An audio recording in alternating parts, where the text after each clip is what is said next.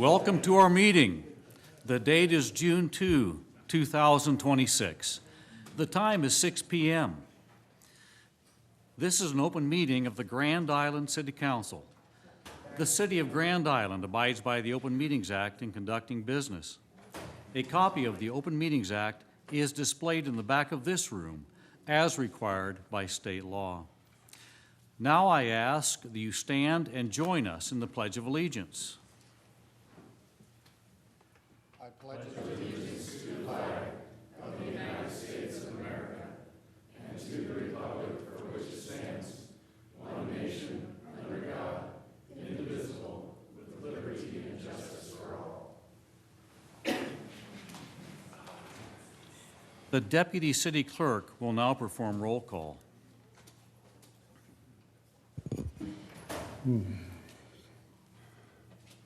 Councilmember Sheard. Present. Councilmember Stelk. Here. Councilmember Connolly. Present. Councilmember Nickerson. Present. Councilmember Brown. Present. Councilmember Hasse. Present. Councilmember Mendoza. Present. Council President O'Neill. Present. Councilmember Pollock will be absent. Councilmember Lanfear. Present. And Mayor Steele. Present.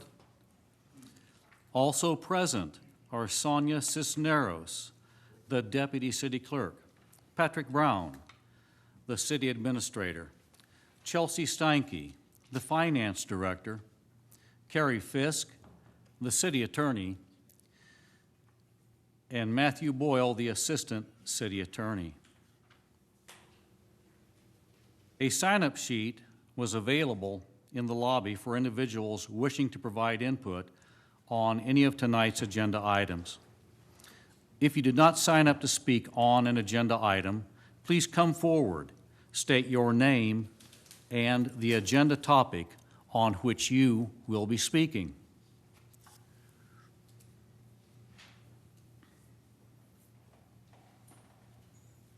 Kent Seacrest, representing Woodsonia Real Estate, and Drew Snyder is here also regarding our discussion on the most important project. Thank you. No one else has come forward, so we shall continue. Agenda item 5A, presentation by Woodsonia Real Estate, Inc. of items identified as non-negotiable or deal-breaker items to City Council as authorized by the Council motion on May 12, 2026. Please come forward if you're presenting on this. Good evening. My name's Kent Seacrest, and I have been old enough to have practiced public-private partnership law now for 44 years. And I just want to give you some background because I was here the last time, but I didn't speak. I haven't been the active attorney on this project, but Drew asked me to come and watch and see where I was seeing challenges. And I'm going to speak from a public-private point of view. My first project when I was the first year is I got to work on blowing up the old Cornhusker Hotel and building the new hotel, office building, parking garage, and convention center. And I got to work with President Nixon's chief of staff, H.R. Haldeman, who had just come out of prison for Watergate. So I got to help him and Mr. Murdoch in that first public-private partnership, which was a big one for the city of Lincoln. 3 years later, I had the privilege to work on another very important public-private partnership, this time in Grand Island, called the Yancey Hotel and Parking Facility. I was representing the Arters at that time on that important project, and I checked with Chad, and he did confirm, I think that was the city of Grand Island's first TIF project. So at the beginning, now at the end, I get to work again with the wonderful city of Grand Island. Some of the other projects, I've gotten to work on about 100 public-private partnerships over the 44 years. And some of the bigger ones was the State Fair Reorganization Plan and in Nebraska Innovation Campus, which then caused the State Fair to come out to your wonderful city. So that was a big one. We got to work on the West Haymarket, Pinnacle Bank Arena, which some of you maybe have enjoyed in Lincoln, the Antelope Valley Project. And a couple of years ago, we were back out here in the Grand Island Conestoga Marketplace, a $221 million redevelopment project that I think is so far going very well, that Woodsonia was involved in today. At the last meeting, the city administration got to tell you all the reasons why things weren't working. And I'd like to just take some introductory remarks tonight to tell you how we can make it work, because we think that's what everybody's striving for to go forward. These larger scale catalytic projects have to go way beyond the traditional redevelopment projects that you deal with. They have to deal with many more complex, and thank gosh, the state legislature's given us some recent tools to do what I call these innovative, transformative type projects that have been authorized, and it embodies and emboldens the strategies of the public sector, the nonprofit, and the private sector to all work together on these bigger projects. And that's what we have to be doing and want to focus on tonight with you, to create, the new tourism, the sports facilities, the aquatic facility, new jobs, and things that are very important to you. And, the prior negotiations, I don't think, have been successful. That's why you've taken over this responsibility directly yourself. And one of the things I got to observe is, I call it the 80-20 rule. When a community and the private sector and the public-private partnership agree on the big principal governing issues, I call that the 80%. It's, you can write it down in a page or two. But if you're not agreeing on those bigger principles, you can spend forever on the final 20%, which is all the important details.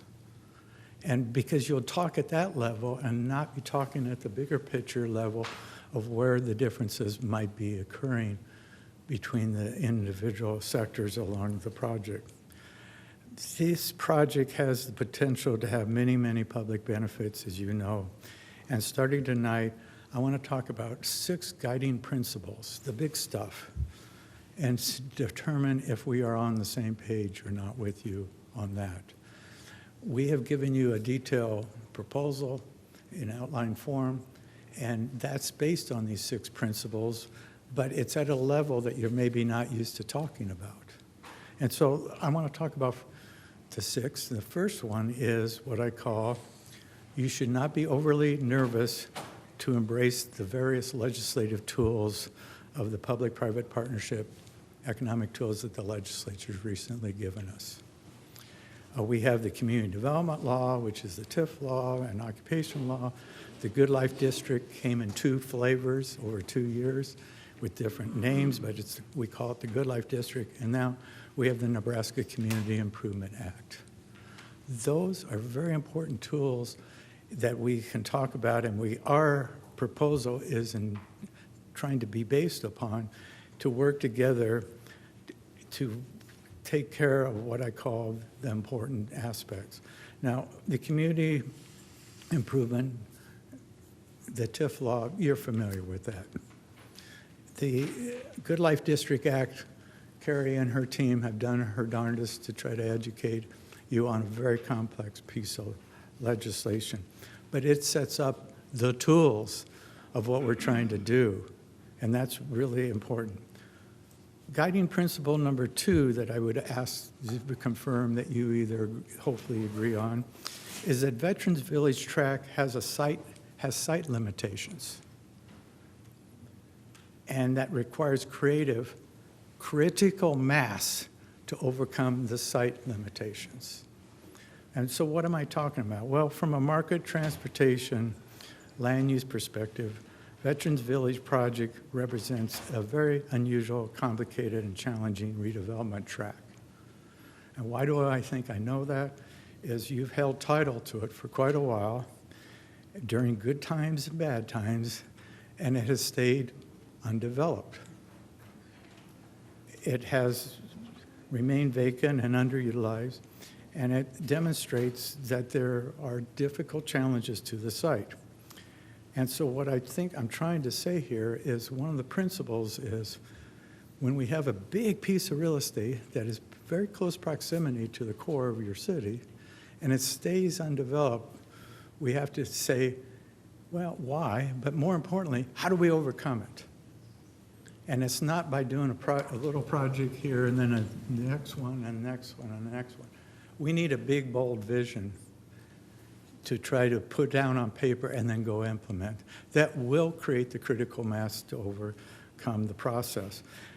One of the challenges to the site is the Burlington, Santa Fe, Ravenna subdivision corridor. I think you recently completed a study, just recently, that showed that corridor, which we have to overcome, has 42 trains a day on average. Now, again, depends on coal demand and crops and things like that, but the average in the report said 42 trains.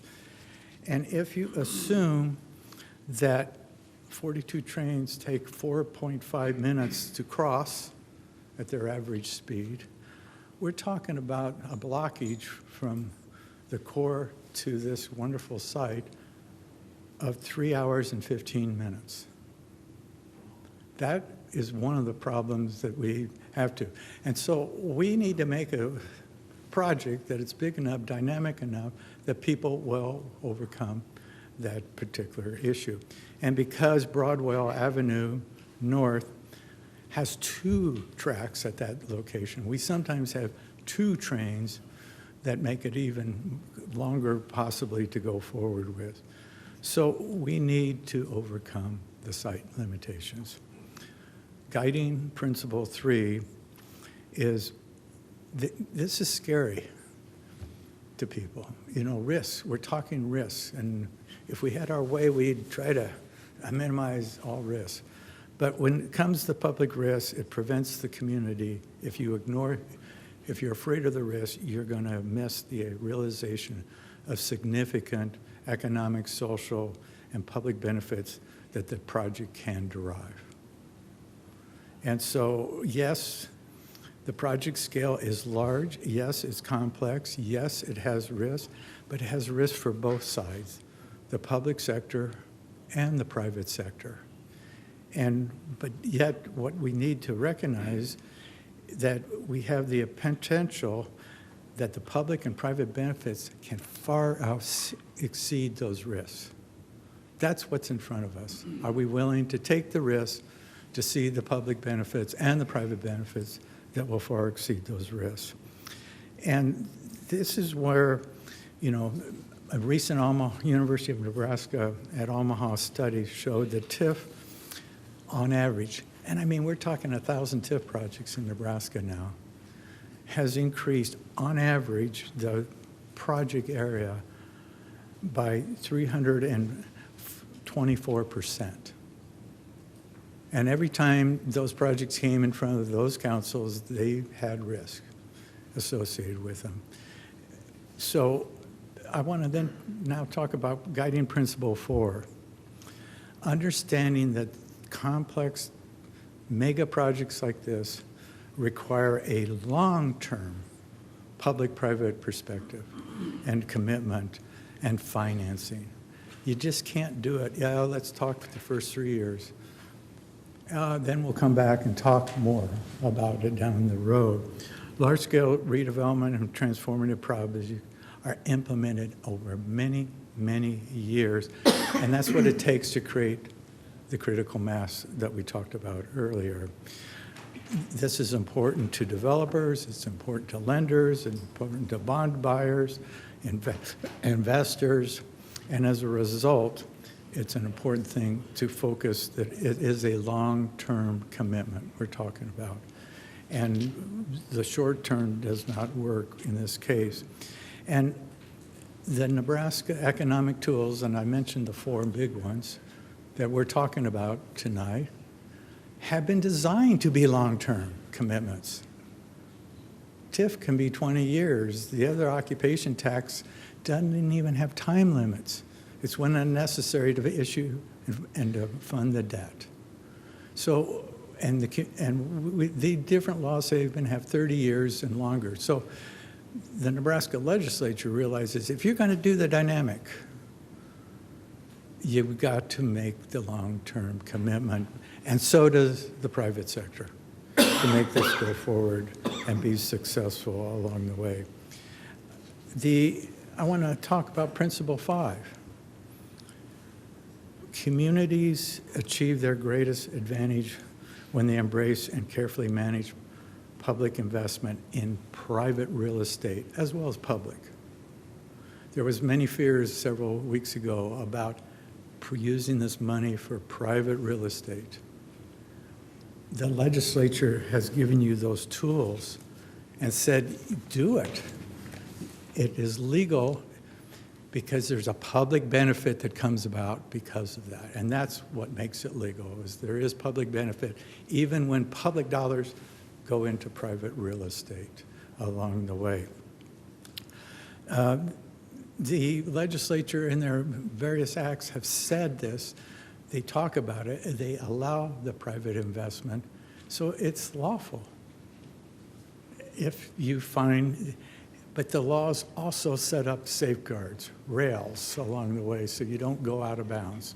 Both sides don't go out of bounds and meet the state's public interest doctrine along the way.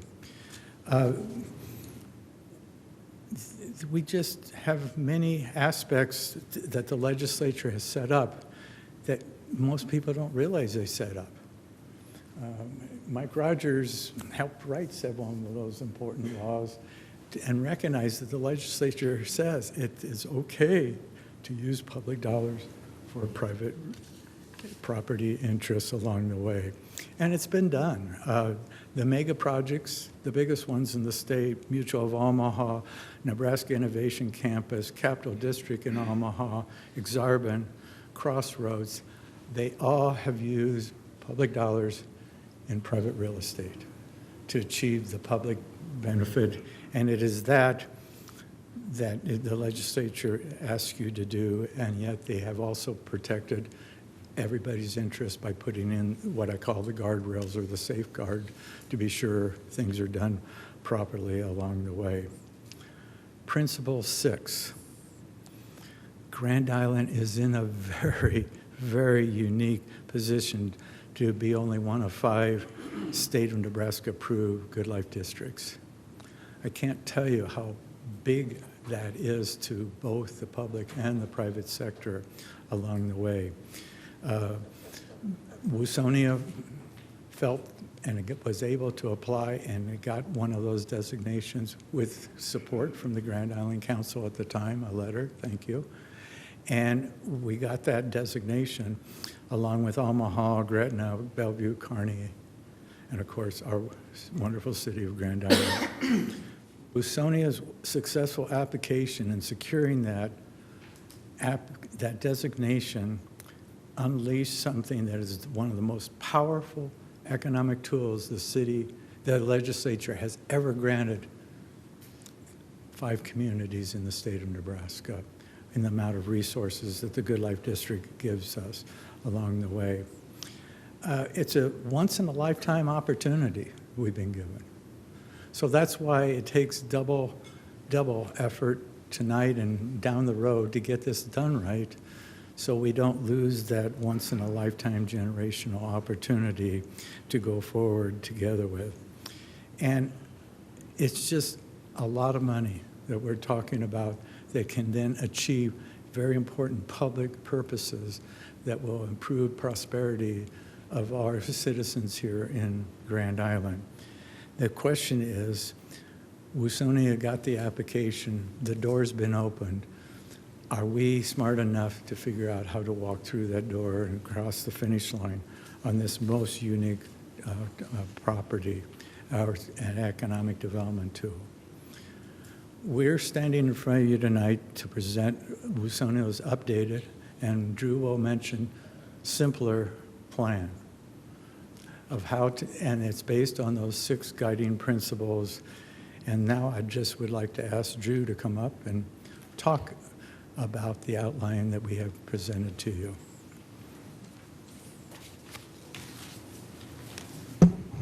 Thanks, Kent. Mayor, oh, hi, Mitch. Council members, good to see everybody again. It's been quite the process, as we all know. I don't know how many times we've been here, but it's been a lot. And but we're thankful to be back. I think Kent mentioned we believe there is a path forward. We were successful in the Conestoga marketplace. We're happy with how that project has turned out. We know this has had some challenges and some hurdles to get over. We heard staff's feedback in the May council meeting, and I think we took a lot of these things to heart, and we tried to address these as best we could.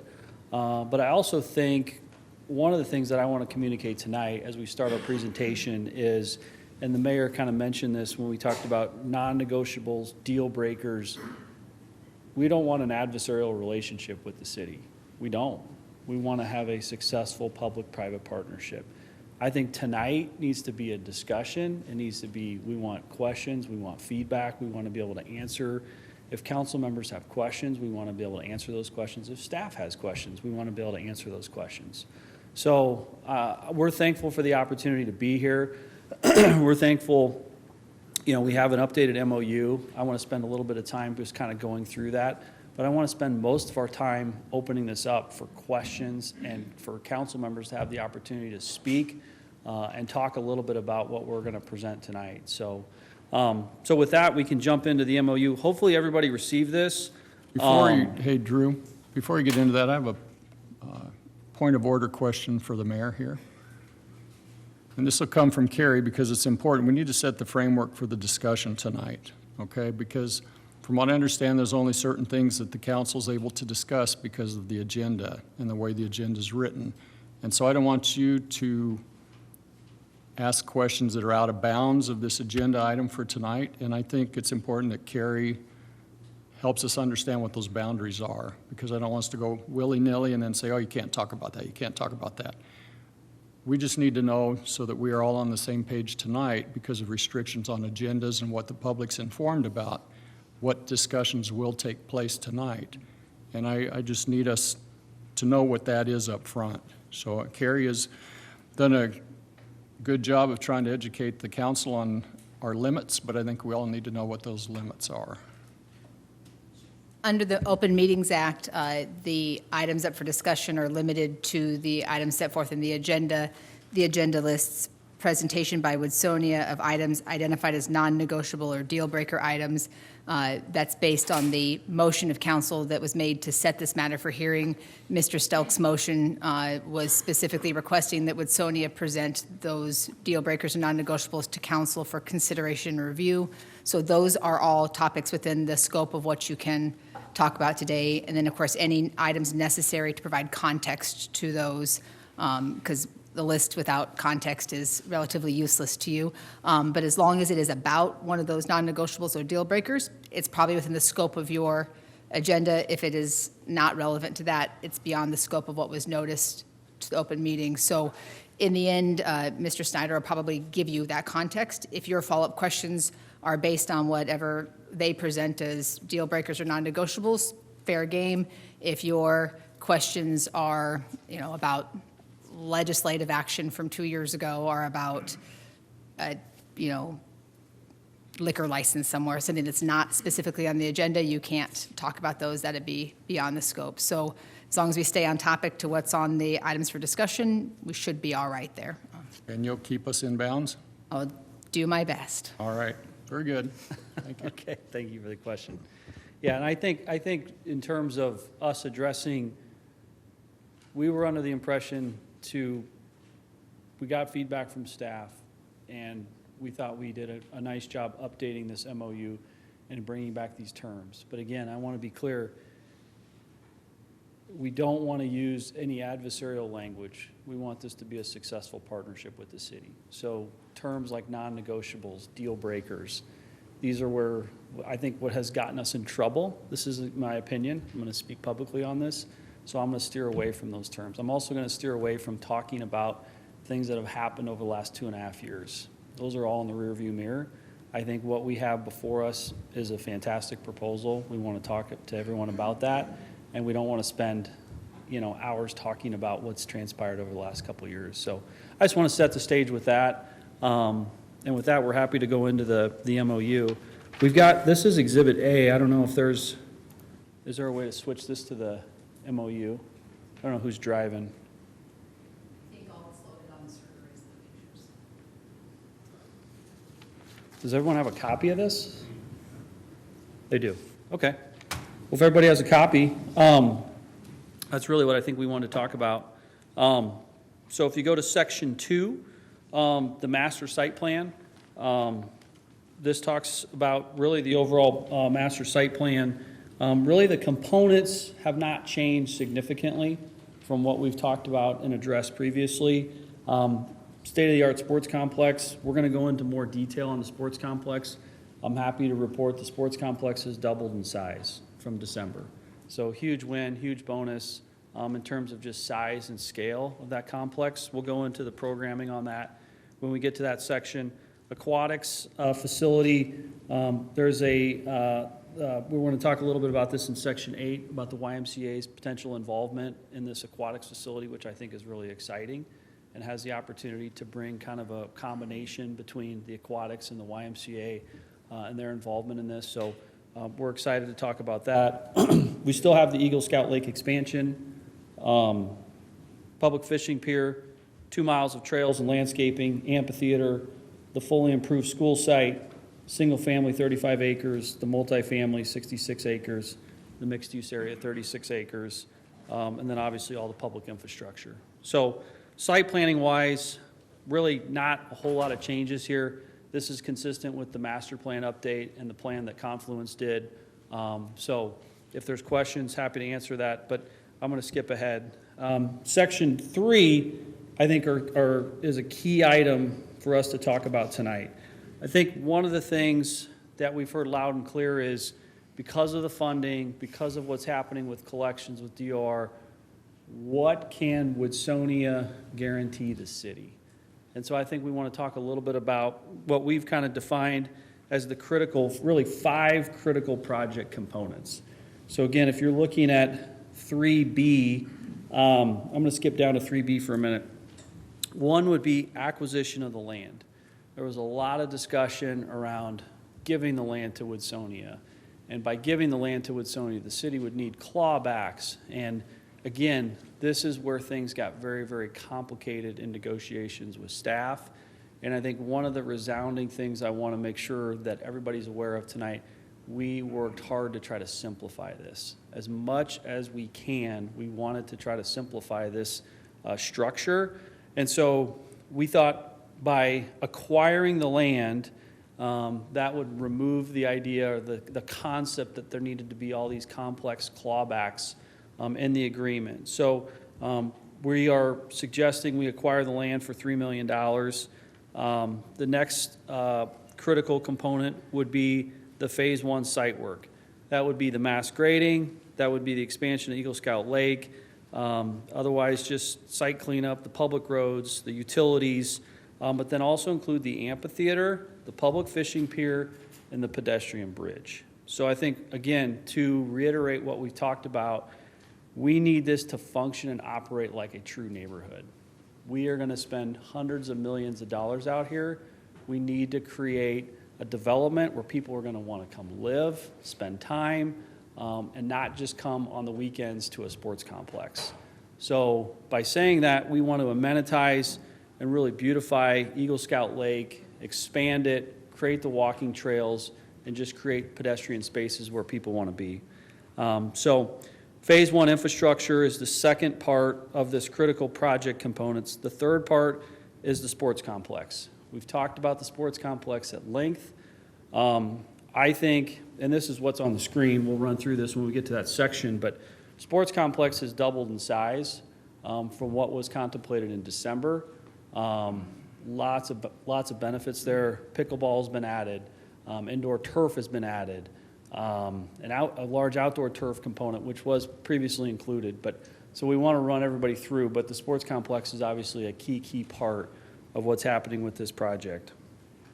The aquatics facility, that's the fourth critical component. We're going to talk about that here in a future section. And then the conveyance of the fully improved school ground. So again, I want to reiterate these. When council asks us tonight, well, what can we be assured of that Woodsonia is going to do with this project? These are the 5 things that we want to tell council tonight. These will happen. These will happen. Now we need to go do a bond issuance. We need to go issue these Phase 1A bonds. So there's funding for a lot of these components. So there's some things to talk about. But these are the items that are critical that we are standing before you telling you these will happen. And so what we're saying here is that those 5 things need to happen in order for us to use any good life funding on any private improvements. So that would really be kind of the catch-all there, is that no good life funding would be used for private improvements until those critical project components are done, those five items.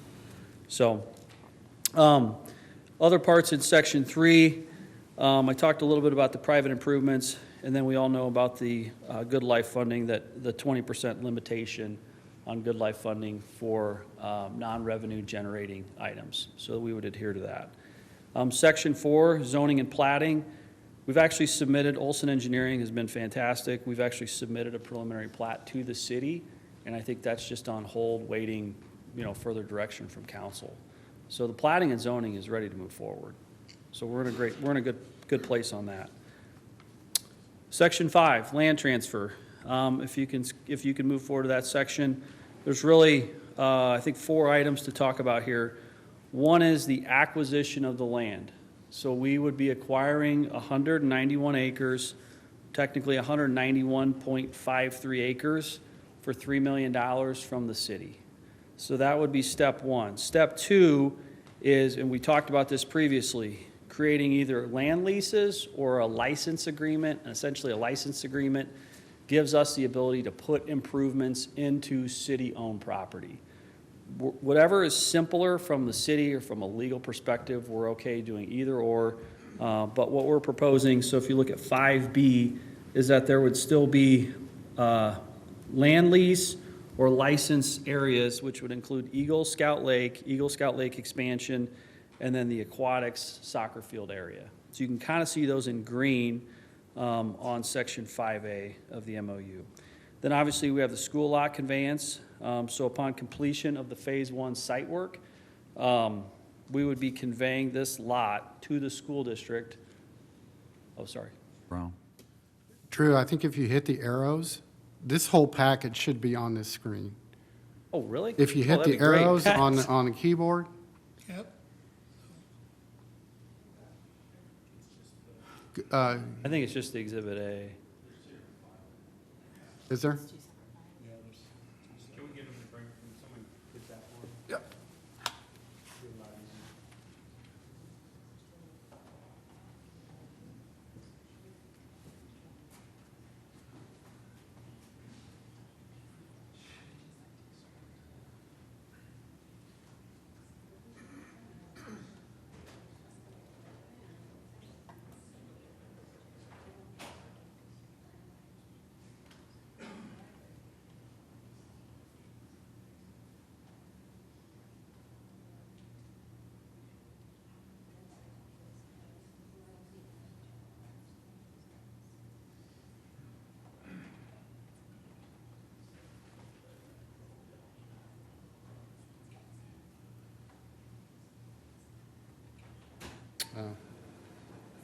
We can email it to Let's somebody.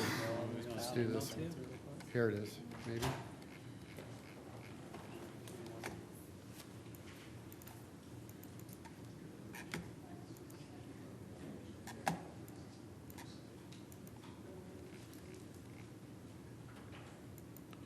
Let's try this. I have hard copies too. I don't know Nice for everybody. if, yeah, that's true. Crowd knows,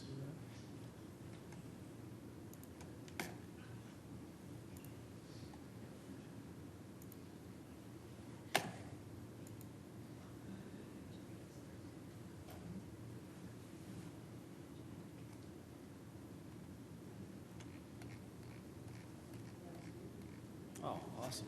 Yeah, that's great.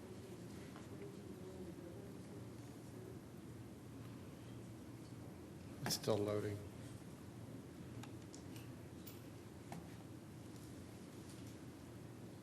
I think you're about right there. Thanks, Pat. Yeah, thank you. I can't get it any bigger, though.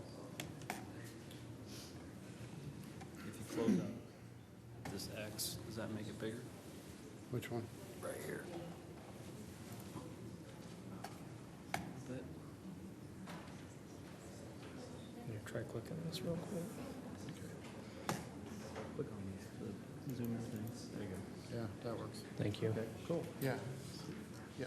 That's helpful. Thanks, Pat. Thanks, Pat. Yeah. Okay. Thanks, Pat. That was helpful. Okay, so we'll jump back here, just so everybody in the audience can see. I think I might be able to go one more click here, maybe. So it's as big as possible. Okay, so these would be, in terms of the land, this is section 5 on the MOU. You've got 5A, which addresses everything in this kind of pink salmon color. This would be everything that would be acquired. So this would be the area, we would be acquiring for $3 million. It's 191 acres. And you can kind of see the carved out areas here for Eagle Scout Lake, the lake expansion, and then the aquatics and the soccer field area. I will tell you, we contemplated this. We did include, obviously, the sports complex area, and then obviously the school lot. So we would be paying the city for those areas, but then the sports complex, not necessarily, but the school lot, we would be dedicating that back for $1. So,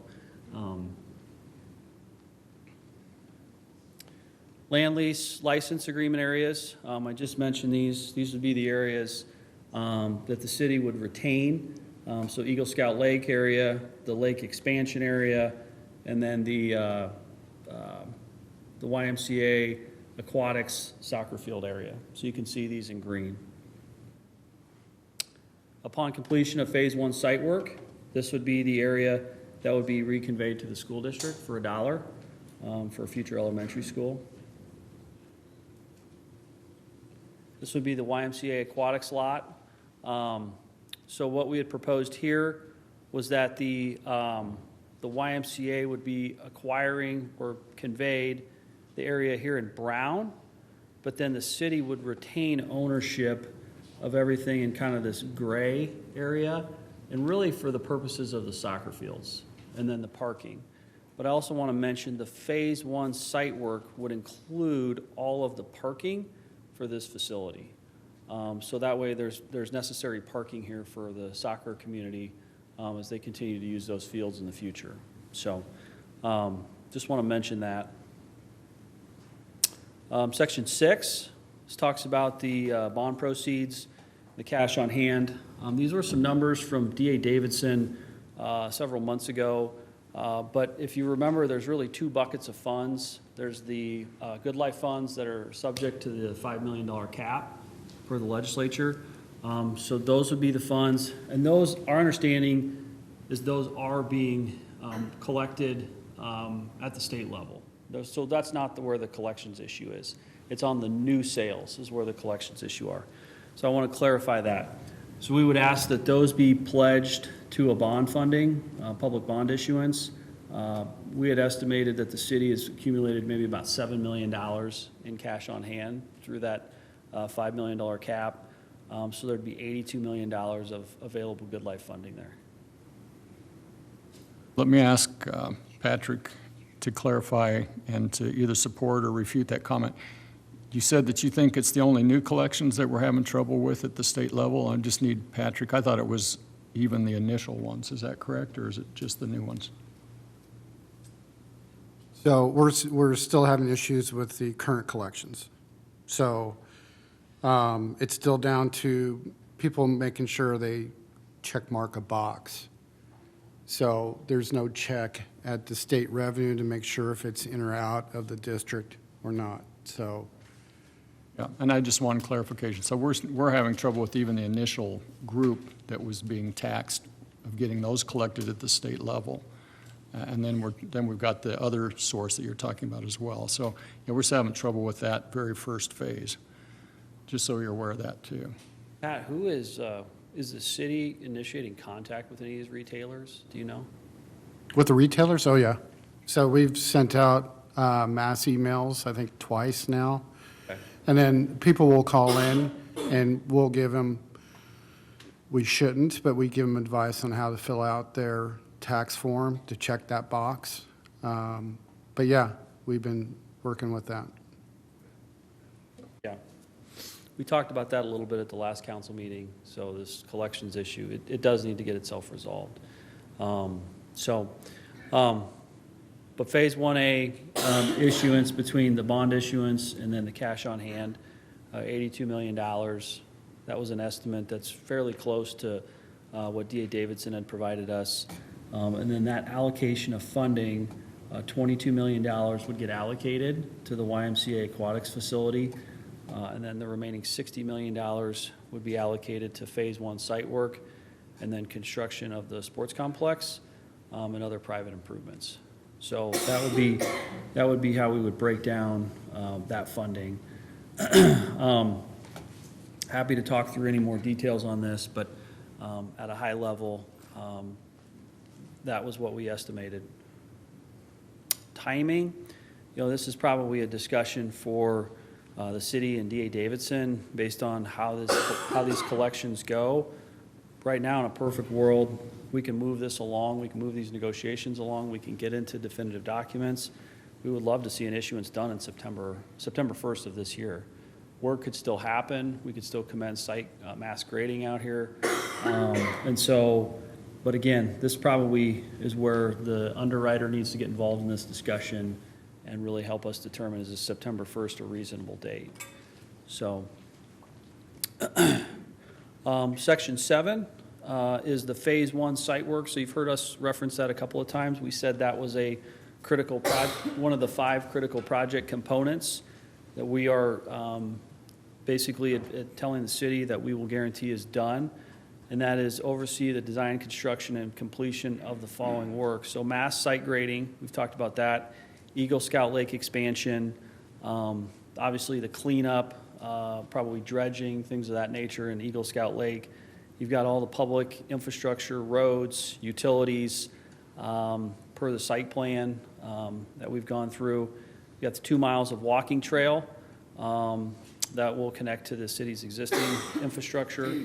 The amphitheater, public fishing pier, pedestrian bridge, and then I just want to make note of G, so the site work specific to the YMCA Aquatic Center, relocated soccer fields, and amphitheater parking fields. So we want to make sure that parking is in so that if the YMCA Aquatics facility is delayed or not on the same construction timetable as the soccer fields, that there's still sufficient parking for the soccer.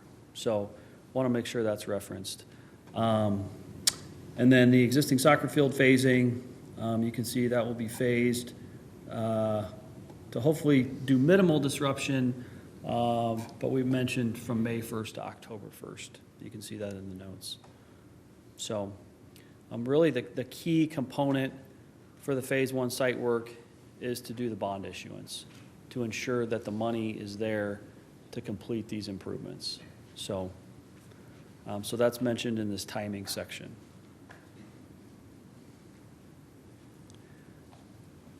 Phase 1, here's the some visuals you can see. This is the lake expansion. I think we've all seen this a couple of times. Here's the Phase 1 site work infrastructure. Do you want to mention this, Mitch? Do you want to Yeah, talk the only about this? reason why these are color-coded, and we have a more detailed phasing plan here, but a big point of discussion through the spring was the soccer folks.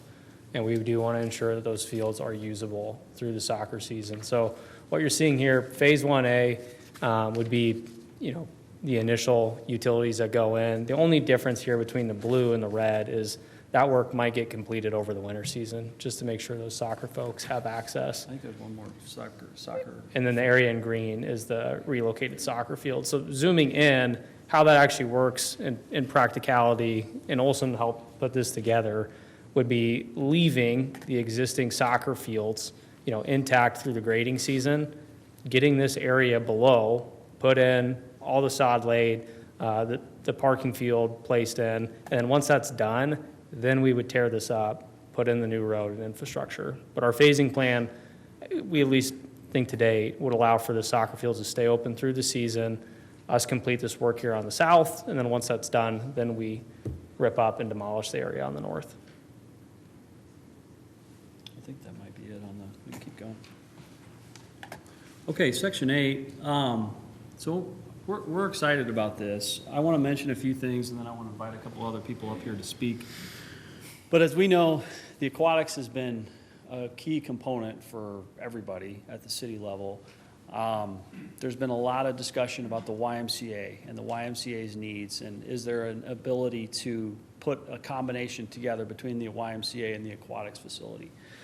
And so really through the course of discussions with Pat O'Neill on the YMCA side and the Chief Industries folks, we kind of thought there's a really unique opportunity here to put these two together, but that probably needs some time for discussion and additional outside fundraising and things of that nature. And so what we're proposing here is an allocation, if you remember, of the Phase 1A bond proceeds of $22 million, plus the Phase 1 site work, the parking goes in, and obviously the city retains the lot.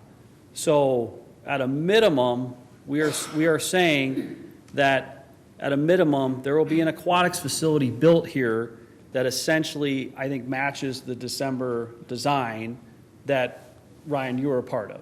So at a minimum, we're saying that work gets completed. But we see an opportunity to allow the YMCA and Chief to work together, and we specified, we said, hey, over the course of 12 months, we're going to be doing site work anyway. Let's let these guys work together to potentially design a kind of a combination facility, and what that would look like. The YMCA would ultimately own that, to build a larger, better facility for the community. And so I guess our ask of the council is, would the council consider, if the council knew at a minimum, we're going to get these items, we know we're going to get these items. Ultimately, we thought we'd get some questions, well, what happens if these discussions fail? Or what happens if things break down? Totally understandable. There's still a parking lot, $22 million, and land that's essentially paid for. So that aquatics facility will get built with these minimum items. But why give up on the opportunity to put these two together and build a much bigger facility? And why not spend 12 months allowing these folks to go through those discussions? There's lots of fundraising that we aren't even knowledgeable about on the YMCA side that we think these guys should be given the opportunity to go have those discussions. So with that, I don't know if Pat, if you want to step up, and then maybe DJ, who wants to start, but DJ, if you want to start. Yeah, sure. Kind of speak a little bit about this. Yeah, good evening, DJ Ihusen. Good evening, Mr. Mayor and council members. It's been a while since I've stood up here. You've said pretty much everything. I will say, you might ask yourself, why would Chief be involved? And I think as a community member, what we've realized is that we have to have this aquatic piece. And I think Chad Nice said this really well in a recent article. He said that the pool is basically on a Band-Aid. And I swam in that pool when I was about 5 years old, so I know it's probably on a Band-Aid. And as a community, this is a really important piece for our community. And you have to envision, if this isn't here, how are we going to handle that? The thing that I love about this is that the Y would manage it and operate it. And so as a member of the community, we really believe that we can jump in on this and make it cost effective, make it a great, great program for the Y. And then more importantly, and Mitch touched on this briefly, Drew touched on this briefly, is that we will be the connection on the campaign side. We've been talking to some foundations. We feel very confident. Now, I'm not going to stand up here and say we can raise all the money today, but we have a great deal of confidence that we can get them across the finish line. And so I think the original building was built in 1978, so it's time. And I think this piece is a very exciting piece. Anything else? Pat, you want to talk? Good.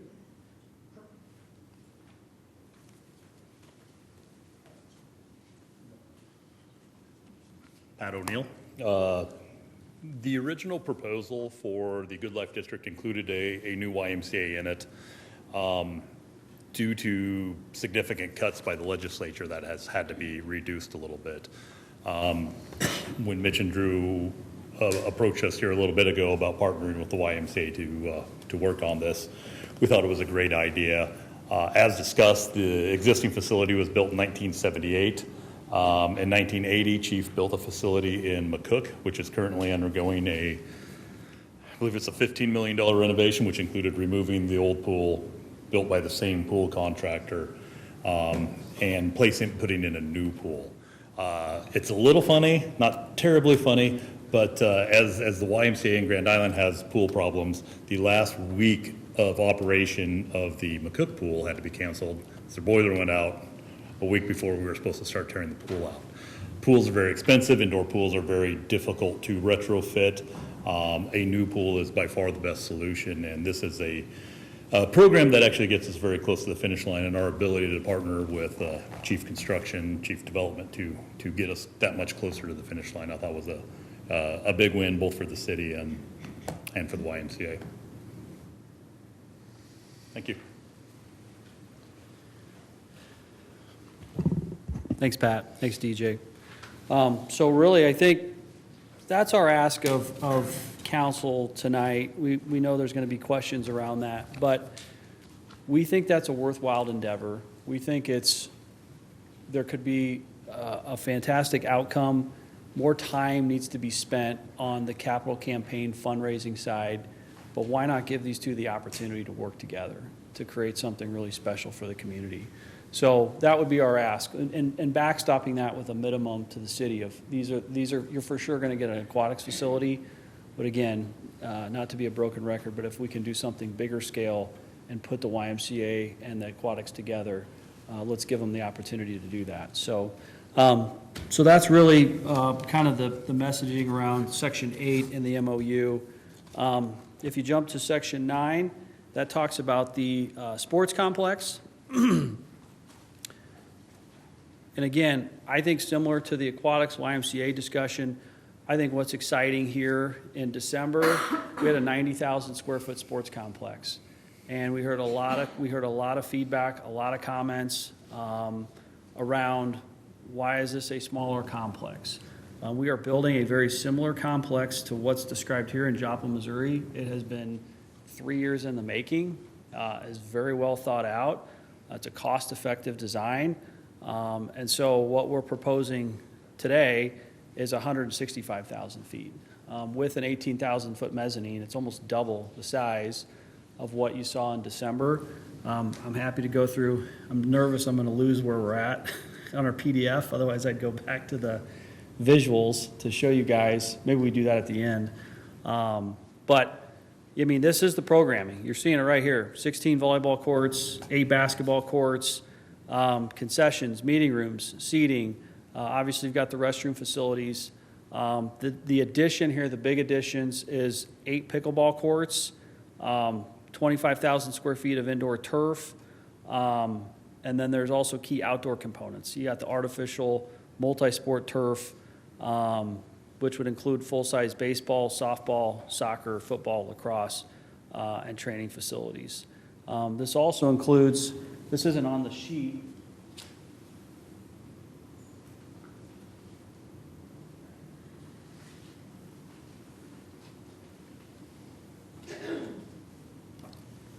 batting cages for baseball.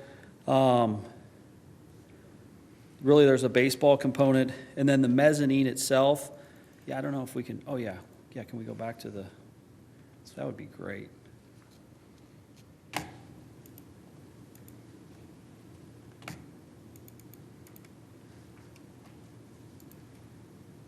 There we go. This is probably good. So on the left-hand side here, everybody, you can see these are the convertible volleyball to basketball courts. The nice thing with this new design, you've got 15 to 20,000 feet of sort of central meeting area. If you've been to any of these facilities, you got lots of teams, lots of people coming into the entrance of these things. So creating space in this Joplin project, we had a fantastic sort of fireplace, very nice entry feeling when you came into the complex. And then obviously you've got the concession area. On the right-hand side, kind of in the green, or it's labeled E, this is the artificial turf area. And so you've got a really nice artificial turf area, and then you've got the 8 pickleball courts here in C labeled. So you can see a little bit of the rendering. Beautiful, beautiful complex, state-of-the-art, and we're very excited about this. One of the other challenges or complexities previously was accessing the funding and then having this be publicly owned. And I won't go into all the challenges that we had as we work through that. So what we're proposing this evening is this is a privately owned facility. And so that allows, and Kent can speak to some of the technicalities on this, by allowing this as private ownership, those bond proceeds can be issued, those dollars can be used to construct this facility. And so that would be a huge benefit and remove a lot of the complexity that we had over the previous couple of years on as far as the ownership of the facility. So That's true for both the YMCA, ownership of the aquatic center, and the private ownership of the sports complex. That's kind of our thought process on both those. So, yeah, in terms of renderings, you can see a little bit, this is an outdoor rendering here. This is the interior floor plan. But this is really nice. There's an amenity diagram here. So if anybody has questions, feel free to go to this section on the presentation. I think this is Exhibit A on the MOU. So, just some interior shots here of the facility itself. There's the kind of the interior fireplace area I was talking to you about. And then the volleyball, basketball area. Another exterior shot. Kind of a close-up here. So let me jump back to the Page 15.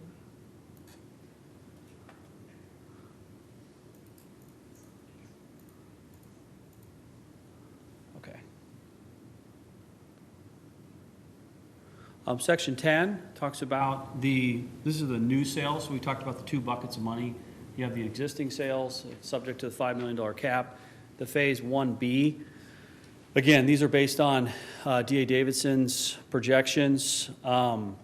Again, this is the same probably issue that Pat mentioned. There's a collections issue here. That needs to get itself resolved and worked out, and we acknowledge that. But what we're saying is there should theoretically be a second bond issuance. Our hope would that it could yield somewhere close to what DA had mentioned to us. We understand that the collections issue needs to get resolved, but our hope would be, summer to third quarter of 2027, there can be another bond issuance that would unlock additional money. Those monies would be used more towards the private improvements, mixed use, the housing, soft costs, but also recognizing the 20% good life funding threshold the legislature put in place. So that talks about kind of the second issuance. Section 11 is the promissory note. So really, the simplest way to describe this is we are asking for $120 million out of good life funding. Understanding this is a 30-year term. Things are going to change over the course of this program over the next 30 years. Today, there's the Phase 1A. We're saying there's $82 million in that. There's Phase 1B, the new sales. The new sales number will for sure change over the course of time. How exactly we see that changing, nobody knows. We don't have a crystal ball. But essentially what this is this is a promissory note through Good Life funding for $120 million. 82 million of it, we recognize, that gets used up immediately. The remaining Phase 1B whatever that is, let's say that's $18 million, that'd be $100 million. So there'd be $20 million of funding left to access if the revenues are there. If the revenues are never there, we understand those funds never get paid back. But we are asking the city to consider $120 million, knowing that today the revenues aren't there. In the future, 10 years from now, as the district continues to turn over, new retailers come in the district, those sales we believe will be there. We do believe those will be there. So the existing bonds may get refinanced. So there's a multitude of things that could happen that could change over time that would be able to unlock that level of funding. As Kent mentioned, we need to take a piece of property that's on the north end of town and spend a lot of private dollars to activate this piece to bring people up here.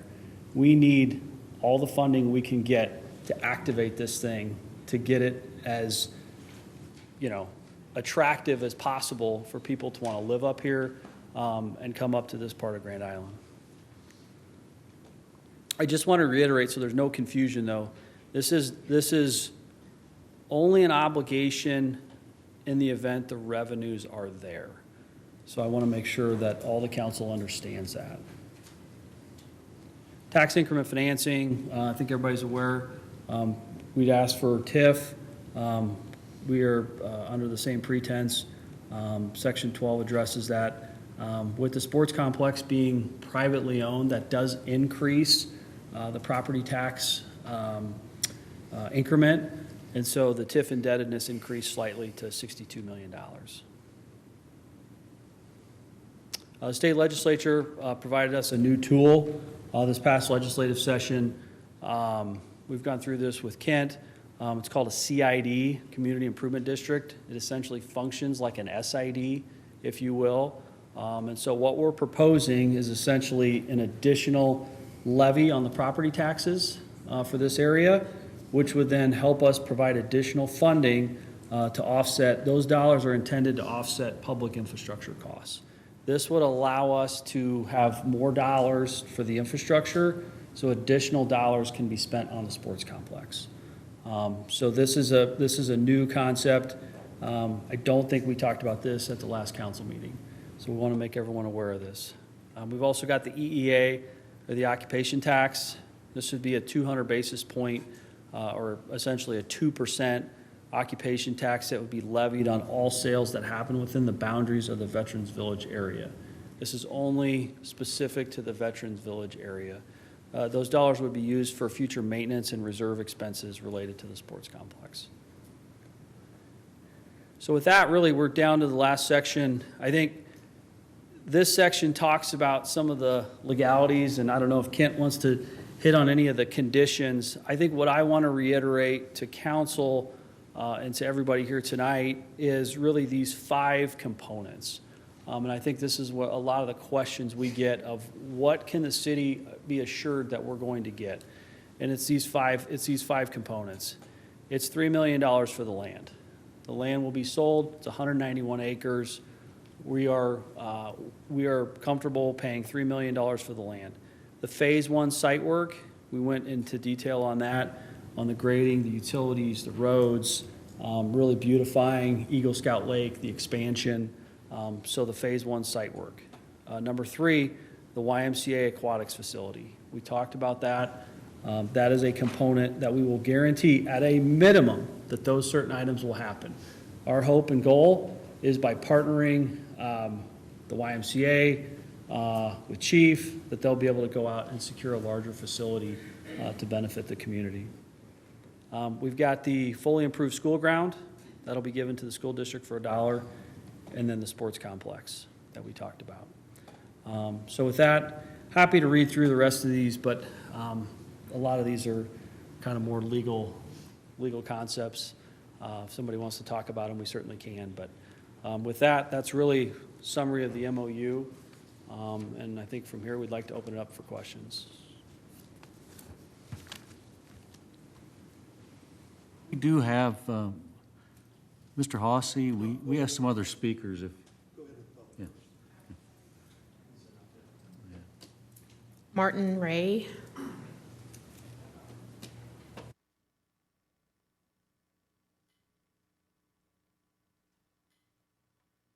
Mayor and the city council, I just have, our youth is supposed to be our concern.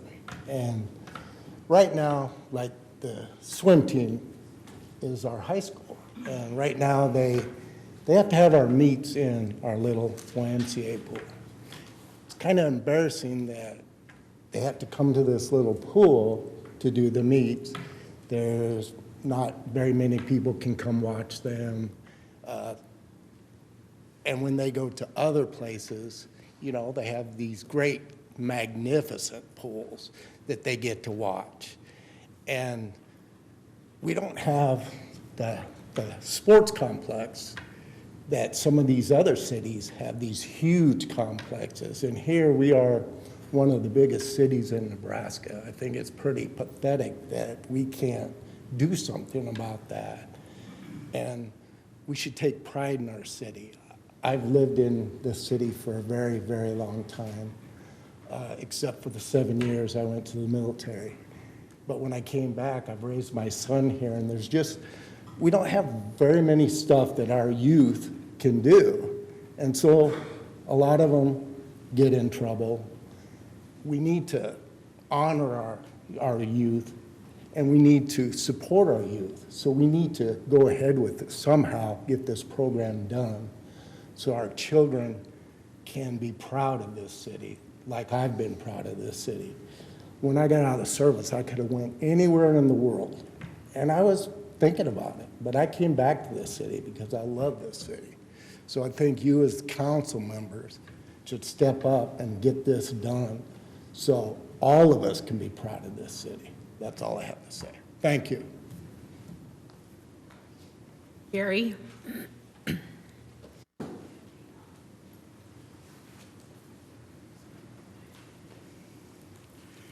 Jerry Janilevich, 2315 West Division Street.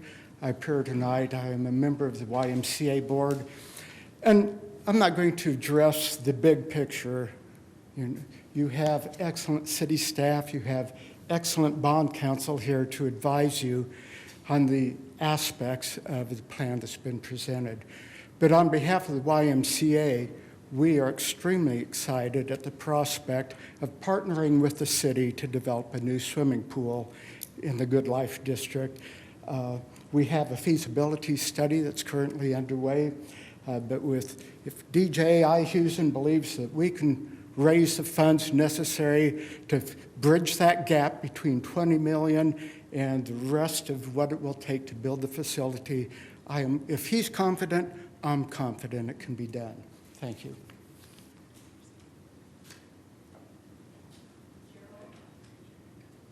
Gerald Poles?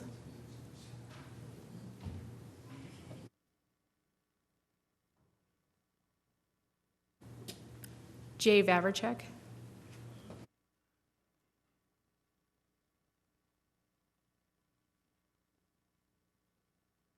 Good evening. Unlike the last time I was here, I did not jog through the sprinklers, so I appreciate that. But nonetheless, appreciate remarking to leadership tonight of really a monumental, comprehensive proposal that's before you. I don't really relish your leadership decision, but I guarantee you we're going to appreciate a very positive outcome of this. And it reminds me of a number of things when I sit here in this chambers. And I once asked former Mayor Ken Gannott and said, hey, do you go to many meetings? And he says he goes to as many positive meetings as he can. And I view this as a positive meeting.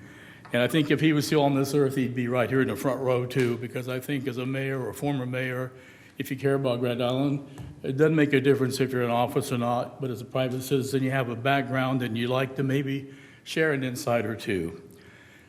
So with that, in looking at the proposal as in its entirety, it is comprehensive, it is visionary, it's enormous.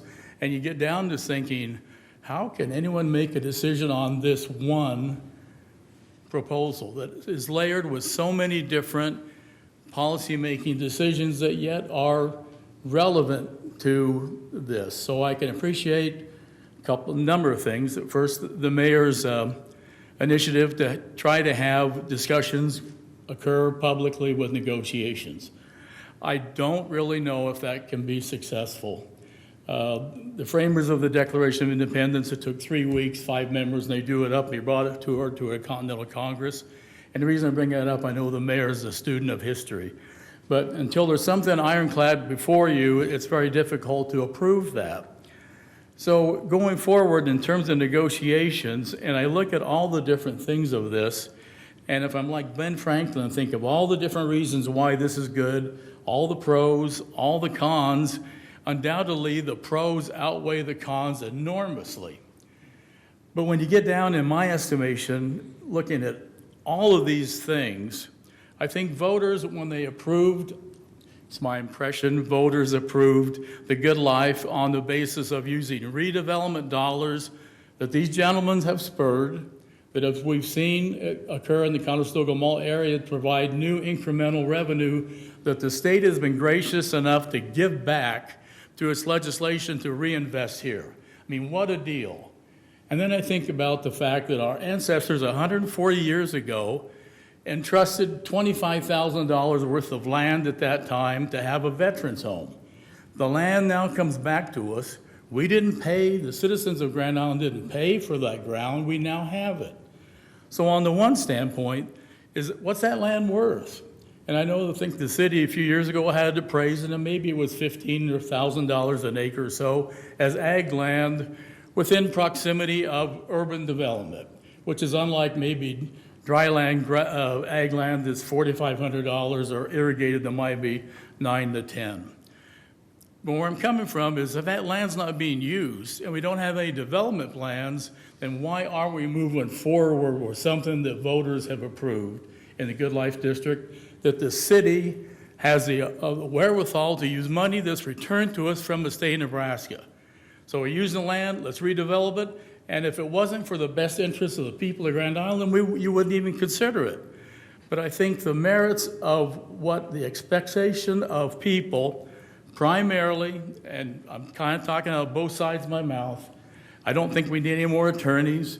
I don't know if Drew and his team has been the best communicators. I don't know if city administration has openly been open arms on this. I don't know.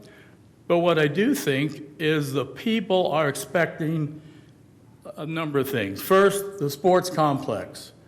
I've learned a lot, and I can appreciate Mr. Snyder's reconsideration of the smaller facility in December.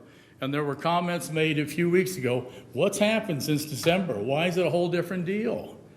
Well, if I'm a private developer and trying to make a sports complex work, it's got to be the very best, shiniest, most lucrative facility to go ahead and be able to turn a profit and recruit people. And if we don't recruit people in the Good Life District and can be able to document visitors, we can't go ahead and justify the Good Life District. So I get it. I think the larger sports complex makes a lot of sense if it's privately owned. And then I get down, why would the city want to have a sports complex? Do you want to be on the tab for future improvements? Do you want to be on tap for additional staff, potential costs? You want to take more time and do it? I mean, those are all the cons where I say what's proposed makes sense. A private developed, lucrative sports complex that will be better than a facility built 40 miles away a couple of years ago, which uniquely was on ground owned by Paul Eunice, by all his hotels. The city of Kearney goes in, uses the revenue, strikes up a lease. It's an easy, no-brainer deal. But I tell you, hats off to Kearney. The visitors, the use of that facility is enormous, and I think if this comes to fruition, we'll be able to rival metro complexes in Omaha, Lincoln, and regional events like no other. And where I'm going with this, folks, secondly, is the Aquatic Center. The entrance of chief development in this is huge. If someone walked up and said, I'll go ahead and invest $22 million to go ahead and build an aquatic center, and we'll match it up with a private organization that's shown that they can go ahead and manage an aquatic center, a 50-year-old aquatic center that needs redeveloping, and then we'll earmark maybe some ground that the city has, if the city's so inclined to designate for a new YMCA, wouldn't that be a win? So I think those two things, and where I'm going with this, a little bit contrary maybe from what I could maybe ask Drew or Mr. Snyder here, is the entirety of this agreement. Okay, what's doable that you will all approve at some future meeting?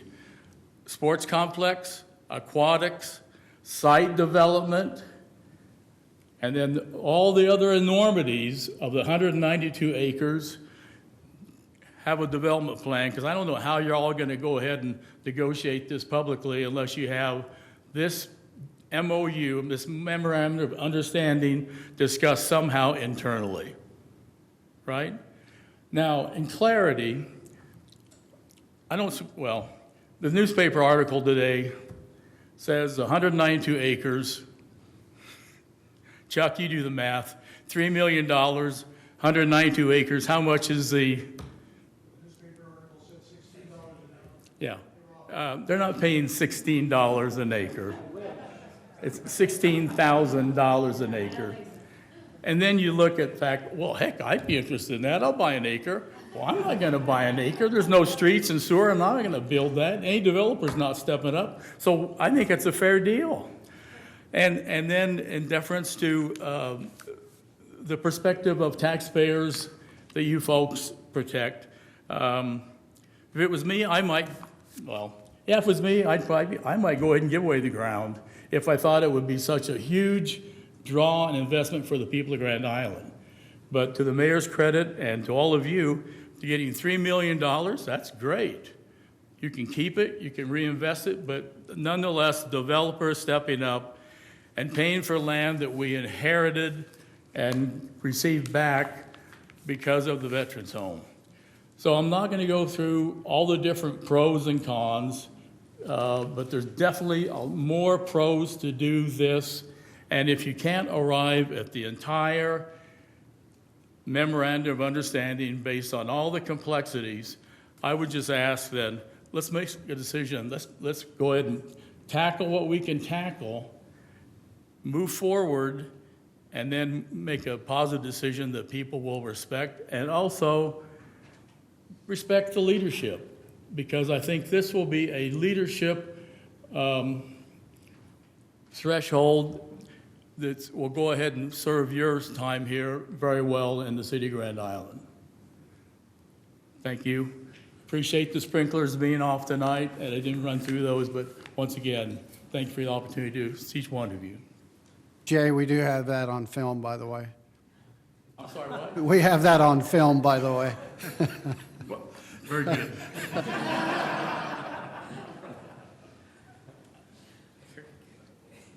Gerald Pools, did you want to speak? No, thank you, but I'll decline at this time.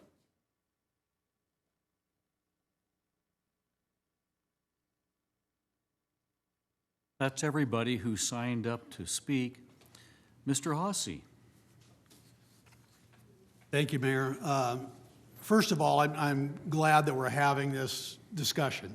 It's a community discussion.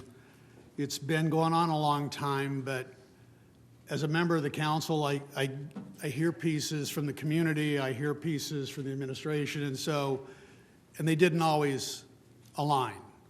And so I'm grateful that we could actually get in a discussion that everybody's, what they're willing to do and what we can do aligns. And so I'm grateful to be here. Like Mayor Vavricek had said, this is hard to make these kinds of 30-year commitments in a discussion with 10 council members, in a public setting like this. I think we thought a committee might actually be better as far as getting us to the finish line quicker. But whatever takes us to the finish line is what we need to do, whatever method that is, and I'm okay with any of them. I went through the MOU, and there were definitely flags. But what I wanted to start with is this whole thing started with public purpose, of a transformational project. And that's what this whole thing, and I think Mr. Cockworth said, is this is an opportunity of a lifetime. And it is. It has been certainly the opportunity of my lifetime, and I've been around this place for a while. Actually, I remember when the Arter Group came here with the ANSI, so that shows you how old I am. No, I think it is an opportunity. The question is, can we make everything work together? And as much as I have flags on stuff, I definitely, I want to provide my comments on my observations of the stuff. I like the sports complex. I like the aquatic center. I thought the YMCA addition at the last minute was kind of a little bit of a distraction, although it's a good one. You know, probably now is as good a time as any to talk about it, but I think the aquatics and the Y just kind of pushes it down the road a year to see how we can cooperate with the Y. That doesn't stop any of the rest of the projects. So I'm okay talking about the aquatics and that concept of working with the Y. I think my only issue really is about the management part of it. But that's a very minor issue, and I don't want to, none of these are going to be showstoppers for me, but they're definitely flags in my head about things I want to make sure we do right. So when I looked at the numbers, when we first started off, the revenue from the Good Life District funding was providing about $7, maybe $8 million a year in funding. And so after a year or so, the legislator in the next session said, well, you're going to cap that at 5. This is just on the existing businesses. So, and this is a 30-year program, so $5 million a year. We'll go with the first year we probably collected more than 5, or could have. 5 million times 30 years is 150 million. Nice round numbers. The bond issue number 1, what they have asked for in here is 75 million. Well, if I can come up with normally 150 million over the course of 30 years, and all I need to do is get current day bond proceeds at 75, probably should be able to work. I'm just rough math in my head, it makes sense. Even at today's interest rate, it's doable. It's certainly not it's not outrageous, it's certainly not over my skis on anything. It's absolutely something that we can do. So we take that 75 million and then we add 7 million in cash to get us to an $82 million pot. I think the last time Pat talked, we probably had 10 million in cash. So I don't think finding the 7 million in cash is outstanding either. I think we're already there. You know, so we've already achieved, I think, the bond issue, which none of us here are going to determine it. The market determines what the bond issue is really going to be.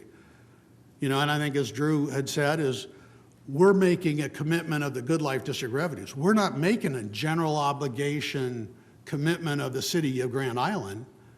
Even in the promissory note, we're just saying we're committing the revenues that are in the Good Life District for the Good Life District purposes that we have outlined in all of this stuff. So I don't think anything is off key at all. So out of that 82 million, we're going to spend 60 million on a sports complex. Well, I like the sports complex. I think everybody's been flexible. We've added pickleball courts inside. I think they've been responsive. I think from when we went to the voters in August of a couple of years ago by now, this is every bit of what we talked to the voters about, and the voters were probably in the 80% plus approval rating. So I think we're trying to deliver exactly what we put in front of the voters and the voters approved. And so I think that we have in front of us tonight exactly what was promised to the people when we went out there and said, I want to build this. So I think we're there. So then when you spend 60 million on a sports complex, that leaves you 22 million. You could probably take the 3 million from the land sale and reinvest it back into the project and give you 25 million. You could. I mean, that's a council decision for a later day. But then we go to bond 2. So we've heard all this, I don't even know we're getting 5 million. You know, we have revenue things with the Department of Revenue. You know, they took it back, put it on the sales tax, made some little box on a piece of paper, and we can only do so much. But at the end of time, they're going to figure it out. Somebody is going to make people who owe the taxes pay the taxes. I've never been aware in my lifetime that you could actually get out of paying taxes. So I think somebody's going to figure it out, and it's not going to be me. but somebody's going to figure that out. So I think that bond issue number 2 is needed. And it's needed because what you're then going to capture is not the $5 million that were capped by the second legislature. It's for the new buildings that go into the Good Life district, number 1 being Target. So Target comes in. Target's a new business. I know that they're doing a good deal of business. We're very grateful for Target. But there's money there. And plus you've seen Jersey Mike's, you've seen the Beauty First, you're seeing Chick-fil-A, you're seeing other businesses start to pop up. That's where the second bond issue comes from. Now, I don't know on the timing. I think in here you said June 1 of 27. It may take more than a year, because that's like a year from now. It may take more than a year for the state of Nebraska Department of Revenue to figure out the little box issue. So, I mean, if you want to make it legitimate, personally, I think it's going to take 2 to 3 years. But either way, we need to have a second bond issue. Timing I'm not comfortable with, because I don't know that government works and we don't spin on a dime anymore. And that, the net proceeds were $651,246. Now, that wasn't a nice round number, but somehow you guys came up with that number. And I'm just like, well, somebody actually must have looked at that. But it doesn't appear to me, when I look at the bond number 2 of $27 million, now we did 75 in the first round, the net proceeds, it shouldn't be too terribly difficult because things are growing. Things in the Conestoga marketplace are working quite well. I see businesses coming in. I see another bank being built there. I think you see the development, and that's what you have in Grand Island. We have, I'll call it a decade of leadership where you're seeing momentum all around Grand Island. You're seeing things develop down south, down by the new hospital. You're seeing things in the Conestoga marketplace. You're seeing things in Grand Island that, quite frankly, are very attractive to people that are coming here. And that is exactly what we're trying to achieve, the things that we took to the voters in August. So I think everything here is doable. Then I get down to the TIF. Well, the TIF is really, it's not on the public. You can't TIF a public thing. So it's not on the aquatics center and it's not on the sports complex. So it's really on the residential, the other parts that are out there. And we have been doing that for a long time, ever since the Yancey came here. And project number 1, TIF, was the Arter project, the Yancey Hotel. And so I'm not even going to weigh in on $62 million of the TIF because that's on the future development and not on the municipal part. So I'm okay with the TIF. I'm okay with the promissory note because it's not a general obligation of the city. This is just dedicating the revenue. And we do this all the time with revenue bonds. When Mr. Rogers issues revenue bonds, whether they be for the electric department or the water department or the wastewater treatment department, that's exactly, we do the same thing. These are revenue bonds dedicated to that revenue source is committed to pay these bonds. So I don't think the $27 million is over anybody's skis either. It's also very reasonable and doable. I did want to make sure, and I was assured tonight, that we're not looking for a general obligation of the city. So all of this thing seems to be very doable and I think ready to be close to being launched. I looked at the private ownership because the flag goes up for that one. And I'm like, you've got a lot of public dollars going in for public purpose out here. And to have private ownership, well, the thing that reminds me the most is of our own recreational facility management. I think we need, and we can use other management to operate this thing because we're already in the golf course. We hire Landscapes Unlimited to run our golf course. We hire Venue Works to run the Heartland Event Center. We hire Hornaday to run the Heartland Shooting Park. So we're already hiring people to come in and run most of our recreation facilities now.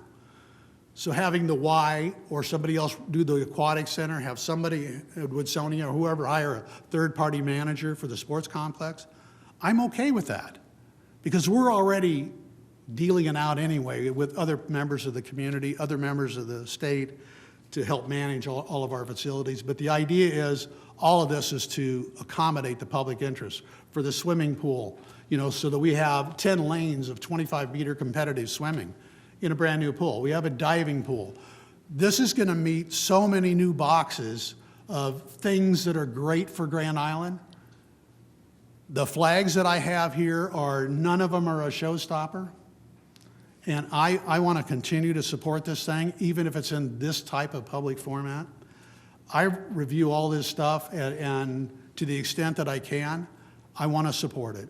Because this is a great thing for the community, this is a great thing for the public, and this is something we need to get done. Mr. Sheard. Thank you. First of all, thanks, guys. This is, to me, this is the best conversation starter we've had, and I'm ready to ignore the last couple years and get going, because this is the right starting point. I'm with Chuck. I think it's going to be, well, maybe I'm more optimistic that we can do this in this environment, because I think that's what people ask for, so let's do it. I'm just going to start asking questions so you guys can stand up, because you're going to be there for a second here. First of all, you guys are bringing $3 million up front to buy the land. So many times I think I get told, and I'm sure you guys do too, that we just give away money like the government's got a fat pig with a lot of nipples that give away money, money, money. And everybody wants to suck on that teat. But guess what? We don't. You guys are bringing actual money for this, and I appreciate that. That means we're on. You have skin in the game. You were going to have skin in the game, but you're bringing it at the beginning, and I appreciate that. So I want to pick up on something Chuck was talking about. Math here, I'm curious about the promissory note, some questions there. So I'm scrolling to that point. Chuck got us to the $82 million in phase one, plus our cash on hand. And then phase two is roughly 28 million, I believe, 27.6 million. So let's round that up to 28 million. That comes to 130 million, right? At that point, 110 million, sorry. Where do you get 32 million left over of, when you say a difference between 120 million and then those things, I've got 10 million difference. So the simple, hopefully this makes sense, but the math for it and the language here is important. So 120 million is just the starting point, right? That's the block that we have to work from. The first reduction of that is the phase 1A net to project bond proceeds available to the developer. So the first $22 million of the phase 1A is going to the YMCA, the city, that's in that bucket. So the 22 million for the Y and the 10 million difference is the 32 million. So 60 million minus 120, we're at 60 million, right? Minus the 27,651,246 gets us then to the 32,348. Gotcha. So it's the 120 is. That's to us. That's forgetting that's on top of the 22 million. Correct. Okay, that's where I was. Because before our proposal, if you look at this in December, it was 100. We're not supposed to talk about December. It's a bad word, but what month was was 140, that? I don't remember. And we pulled out the 22 million that instead is going to the city, or YMCA, whatever we want to say. Gotcha. Okay. Well, that helps me with the math there. Do you have a minimum viable financing number? Is that what this number is? Is this like, this is your number you have to make this work? I think I would say phase 1A needs to be pretty darn close. Okay. Right? Because we're saying the critical project components here, I listed off those 5 items. Those 5 items don't happen if we're not in the ballpark of $82 million. Now, the nice thing is the city's already at 10 million. 7. We're going with your numbers. Maybe 12 million. So, I mean, even if the bond numbers come down, if the bond market changes, I can tell you I'm doing another big bond issuance right now. The bond market's actually getting better. So, so for what that's worth. But I would say the Phase 1A, yeah, that needs to be pretty darn close. Phase 1B, I think, is where Chuck's right. This thing is a moving target. It's a matter of getting a box checked. How the heck can we go out and get the box checked as fast as we can? And what other new retailers, don't forget, this thing's 875 acres. I mean, what other new retailers come in that 875 acres over the next 30 years? There's gonna be new retailers. Conestoga is where it's at today because that's a recent redevelopment, but you're telling me there's not gonna be other properties within this 875 acres that aren't gonna get redeveloped? You're crazy. I mean, there's things that are going to happen, and there's things that should happen, hopefully off the premises of this project, right? We're bringing more people into the market. So no, I think, Jack, to answer your question, we think it's got to be close. We put June of next year. That's a target. If we're not ready because the collections aren't there and nobody's checking the box, we shouldn't be going out for a bond issuance. I mean, we don't have a historical revenue stream to do a bond issuance on. So we probably should just wait. But will we get there? I think we will. But if that means we just need to be a little bit more patient, that's what we'll do. So if we're at 120, that's because, to you guys, that's because there's a promissory note of 32, right? And let's say that's no problem, we get there. Of that 120, am I correct that only 24,000 can be, or 24 million can be non-revenue? 20% of 120. Yeah, that'd be the right way of looking Roughly at it. 24 million. You've got 60 million for the sports complex. Is that 60 million? That's more than the sports complex, right?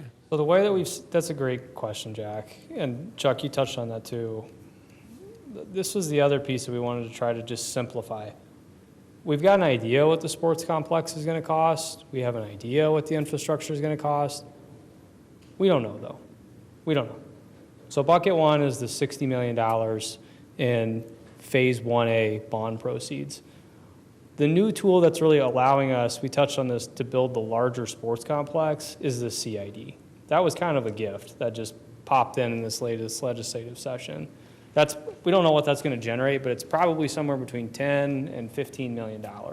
We want to use that bucket of money, Jack, to go towards infrastructure, which is what you can use CID funds for, which is then going to free up more bonds available to the sports complex. Sports complex could be 50 million, 55 million, 45 million, somewhere in that range. We don't know. It's not going to be less than 50. Right. We're doing almost the exact same one. So of that 120 million, if you're putting, let's say, 60 this way of this money, that's half of it, and 24,000, let's say you max out that 24,000 on the non-revenue, there's still 36,000, or 36 million. Y'all know I mean millions. 36 million left. What does that go to? That would go to the private improvements. That would go to the hotel. That would go to the restaurants. That would go to any revenue-generating asset in the Veterans Village area is what that would go towards. And is that would be phase? That's 1B, because that number, that $32 million number, Jack, is pretty close to that 1B number. And if you look at the uses on 1B, they're predominantly private. And that all happens after the sports complex and all of the infrastructure? After the critical project components. Okay. Question I have about the promissory note at $32 million, and maybe it was just the wording in here, and I am, as you know, not a lawyer. The way you phrase it in here is that it's a term through 2054. And you also mentioned that you guys, or whoever takes over for you, through 2054. So let's say we're not going to get the 150 million right up front, or the 100, and it's going to take some time. Does this mean that until 2054, until we hit that threshold, we're paying you or your heirs or whoever buys you out? The note stays outstanding.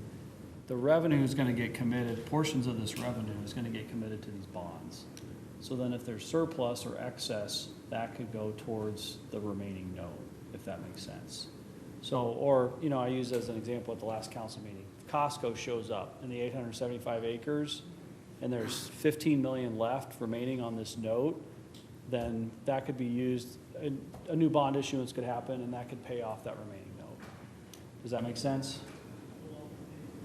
Yes. It should say, Jack, it should say, like it does up in the section above, it should say maximum term. That's the maximum time that would be outstanding, because that's when the district expires, that's when the revenues go away. Right. It could be paid off earlier, but this is the maximum amount of time that it would be outstanding. Okay, all right. Yeah, I mean, to Mitch's point, if I use Costco as an example, they show up and they do $150 million in sales, the term of this probably gets cut in half, right? Term of this probably gets cut into Yeah, it 5 gets years. cut significantly. Well, why don't you fellas put in a Costco? Well, we gotta get this approved first, so. All right, let's work on this one. Can we talk timeline a little bit? Can you walk through, because this is a question I keep getting asked, and I'm guessing these folks up here do too. When are we going to see this stuff? So I know you say in here that we can start, boom, right, with the dirt work, the site work. Best case scenario to you guys, we get a chance to vote on this, and lawyers do the lawyer things. We get a contract, we vote on it, and we pass this, I don't know, probably 1st of July is probably the first meeting in July is the absolute soonest, Yeah. right? Roses and rainbows, here we go. When do you guys start? This was one of the big pieces that we really tried to simplify, because this was the point, as Pat and Carrie know, that we talked a lot about this spring, was all the different scenarios of what happens if we don't do a bond issuance, or we do a bond issuance and the market tanks and we get 20 million in bonds. That would be a problem. So I think the simplest solution there, Jack, is to tie it to the Phase 1A bond issuance, because we know we need the money. All the critical things that we're doing with that, we know we need the money. If there's not a bond issuance, if it's half, that is a huge problem. So what we're proposing is that we will commence site work within 30 days of the Phase 1A bond issuance, which we put a hard date of September 1st, 2026. We think we need to agree on a date so that we can know when we're going to start. We're going to base everything around this now. Our private financing, all of that gets tied to this bond issuance, but that's the trigger that we think we need to anchor to. Okay. How long does the site work, the dirt work, getting the lake dredged, getting all that stuff, how long is that going to take? 12 to 18 months. Okay, so now we're looking, let's say we're done with all of that, everything goes into place, dirt work is done, this is 26, June of 28, 2 years from today. All right? At which point the Y pool will be 50 years old from 1978. So clock is ticking on that project as well. Roads and infrastructure, is that part of that same plan? Okay, so that's all done by June of 2028. When do you start the sports complex? It would be, yeah, go ahead. I would say, depends on when we can start site work, but I don't think that the entire site work package needs to be done. Okay. So I do think you could start footings and foundations and things like that. So our hope would be to start in 27 and maybe hit a 28 opening. Okay. So shortly after the infrastructure, all the site work's all done? We're able to pull a building permit. If the bonds are issued, we'll go. Yeah. A similar complex to this, we're signing a construction contract. That's a 14-month construction contract. Okay. Okay. Now, will ours say Joplin on the front like these drawings, or will they say Grand Island? It will say Grand Island. Okay, good. Yeah. On that site plan, the aquatic, or the timeline, the Aquatic Center, YMCA, and maybe this is a question for the optimistic DJ Ihusen or Pat O'Neill or somebody from the Y, but the construction of that, let's say the funding comes together, timeline for a facility like that. I think DJ has hard committed dates that he's ready to share with you guys. I'm trying to understand why you said optimistic still. Now, You're asking for what though, Jack? About how long would a facility like you're dreaming up right now? It's still pretty early to say because it hasn't been finalized on design.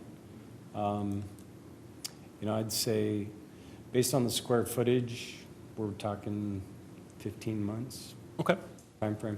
But that's very high. Right, That's very high right, level. right. And that's, I mean, we're a year away from having even the discussion of, do we have the funding? Right, like that's a timeline of, let's get the funding together over the course of the next year. Yeah, and the optimistic part was just that, we're going to go ahead and start designing, or we would go ahead and start designing, while we'd be trying to raise money. So we'd be taking on some risk there. So let's say 2029, that we'd have an aquatic center. Yeah. You mentioned in here, and I appreciate it, and I imagine if the soccer folks were here, they'd appreciate it too, that you're not going to disrupt any soccer seasons. What is the idea of dirt work happening through now June of 2028? So you probably would that include doing the new soccer fields while we still have the current soccer fields, and then rip up the current soccer fields and put in, and when you say parking field, does that mean parking lot, like a paved parking lot?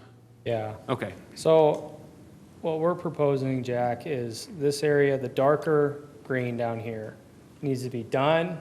Fields are ready to play soccer on it before this is ripped up in the regular season. Okay? So if this is going to be gone between May 1st and October 1st, this needs to be open and operating. So the way that we think we're going to do that would be there's temporary parking over here. This would not be, paved or anything. This is just a temporary parking until this parking field's done. When we say parking field, parking lot, parking, whatever you want to call it, we're talking about a concrete parking lot. That would be this area here, which are these 618 stalls all around the future YMCA Aquatic Center. So that's all got to be in and done before we can rip up these fields in the season. Okay. And that temporary parking area, I drove by there today. That would be all fixed up when you do the Graded, grading. crushed rock on it, something to allow, obviously, people to Okay. actually use it. All right, all right. You mentioned that we're going to have that extra $32 million when it comes in will be for other revenue-generating projects like commercial development things. What's a timeline then? You're probably not going to start that until 2029? Well, we would start it as soon as the bonds are issued, but we also want to give the city assurance that we're going to deliver the critical items. So there's kind of two linchpins there. One, we got to deliver, the critical elements we told you, and then the second would be the bond issuance, so we know we have funding for those. Okay. And is that still the concept of a hotel, a restaurant? Yes. Yeah. What about like other little businesses up along, originally there was an idea of a mini downtown up there. How much of that do you see coming from that 32 million? I don't know how much a hotel costs. I think a lot of it depends on what's actually bondable in the revenue situation. I mean, that was our biggest challenge this spring is, again, we had 300 situations of, okay, if the bond proceeds are 28 million, we'll do this, 26 million, we'll do this. I mean, it was impossible, right, for any of us to predict. So instead, we're just saying the Phase 1B bond proceeds are going to be backed by the new revenues. Whatever that amount is, they are. But we're going to do private improvements with them, and we'll guarantee we won't go above 20%, which is what the legislation requires for non-revenue producing elements. And the way, Jack, we're interpreting that is not, hey, 20% of 120 million at any time can be spent. Those are on the actual dollars that have been spent. Does that make sense? Sure, yeah, yeah. I'm just thinking of the bigger picture of what you're applying for. Yeah. 120 million plus the 22. Exactly. Plus the 22 is actually 142 million then, right? No, because the 120 is minus the phase Oh, one. yeah, we moved the carried, yeah, that's Yeah. right. I Sorry. do think it's important, though, before, as we look to start some of the commercial and the mixed use, we need residents up there.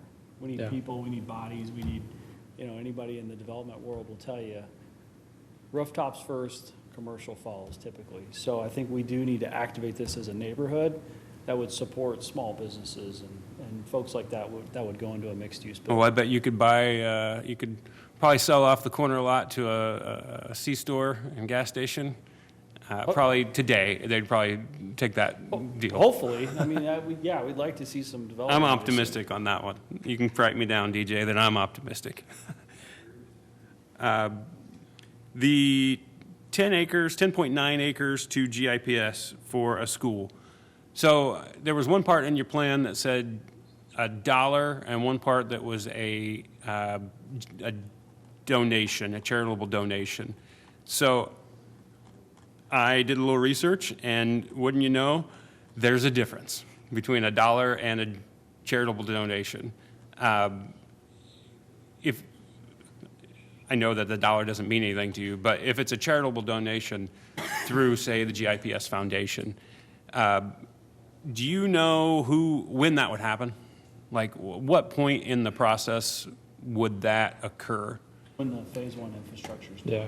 So at that time, in your map up there, you've got the main road and you've got a side road, it looks like. We pull that up, Jack. As soon as everything around it, these roads here, Okay, Done. so it's completely circled Yeah. in rows, okay. yeah, well, then we'll convey it. So have you had conversations with them yet about that takeover process and when that would occur? Because I'm guessing we're talking about building the houses, they're not going to need a school up there for 10 years. Right. We've talked to them about the concept of, yes, them wanting a lot, and of course, they're willing to take it for $1. But in terms of like the mechanics of, hey, we're going to hand it to you at this point, no. And who's going to take care of it for the 10 years while we don't have a school? Right. Yeah, I just want to make sure those things, if we're negotiating this, I want to make sure those things are thought through. I don't want to put them on the hook for an eyesore that they don't have the money or time or resources to take care of. And at $15,500 an acre, almost 11 acres, you're $150,000 donation, right, is what that is. But we don't want that to be a hindrance on anybody. But I do appreciate, and it must stay in some way. I just want to make sure we iron out that timeline of when that's going to happen. All right. Talking about the items, I lost track of the numbers, 13 and 14 of the occupation tax area, if you want to scroll to that. The Community Improvement District and the Sports Complex Maintenance Occupation Tax. I just want to be clear, that is only on what area is that area taxed? Probably should have had an exhibit for that, but the CID, let me pull up this, Well, it's basically all the privately owned improvements. with the exception of the sports complex. We're not going to add an additional tax on that, we just can't support it. But all other private improvements would be subject to that 1.5%. Then the EEA boundaries would just be the Veterans Village land. Right. Basically the area in pink for both of those, minus the sports complex for the CID. Okay. On the, I want to get the words right, the occupation tax on all sales occurring within the boundaries. So how does that work in a primarily residential area? Well, it would be, I mean, obviously the revenue is going to come from any retail generating businesses. So again, it's only as good as the amount of retail that's there, right? Is there any that comes from residential on that? Because it's non-revenue producing. So it's not like the cost of construction or any of the materials that go into it. It's not going to cost construction costs to go higher with that? You're not paying any EEA on construction, are you?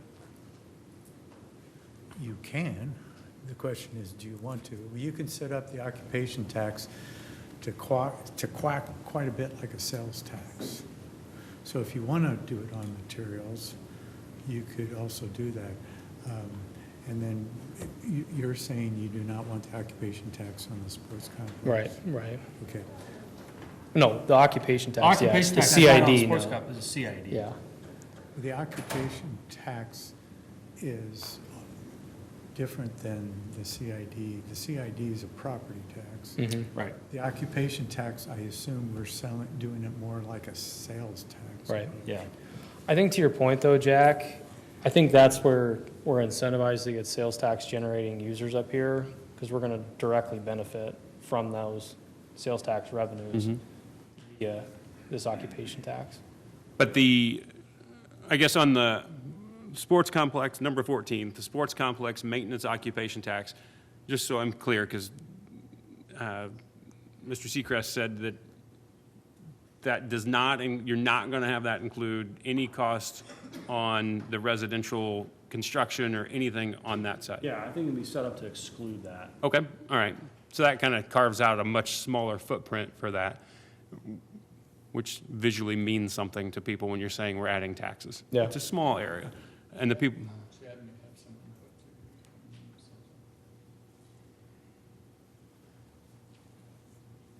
Yeah, like Kent said, it would not have to include the delivery of items.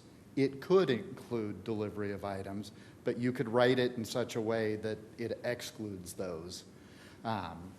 Our current occupation taxes would include those things if it's because the taxes are paid at the site of delivery. are you talking like an Amazon package or something? Amazon pack, or Think of that, yeah. or if you order all of your lumber from the lumberyard, and they deliver it. In the it's at construction point process. of sale, at point of delivery. Gotcha. So it could be done either way, but you could exclude those sales within the ordinance. I like their idea of excluding that. I wouldn't want to further make it more expensive when one of you guys' goals was to make it less expensive to be up there for construction. But now let's talk about the CID. So Mr. Seacrest just said that is kind of like a property tax. It is. So that goes to everybody up there, even the housing, the folks that are going to live up there. Yes. And 150-point basis tax levy, what does that mean? $1.50? Yeah. So on a $100,000 home, that would be an extra $150 a year. That's what my HOA is, so roughly.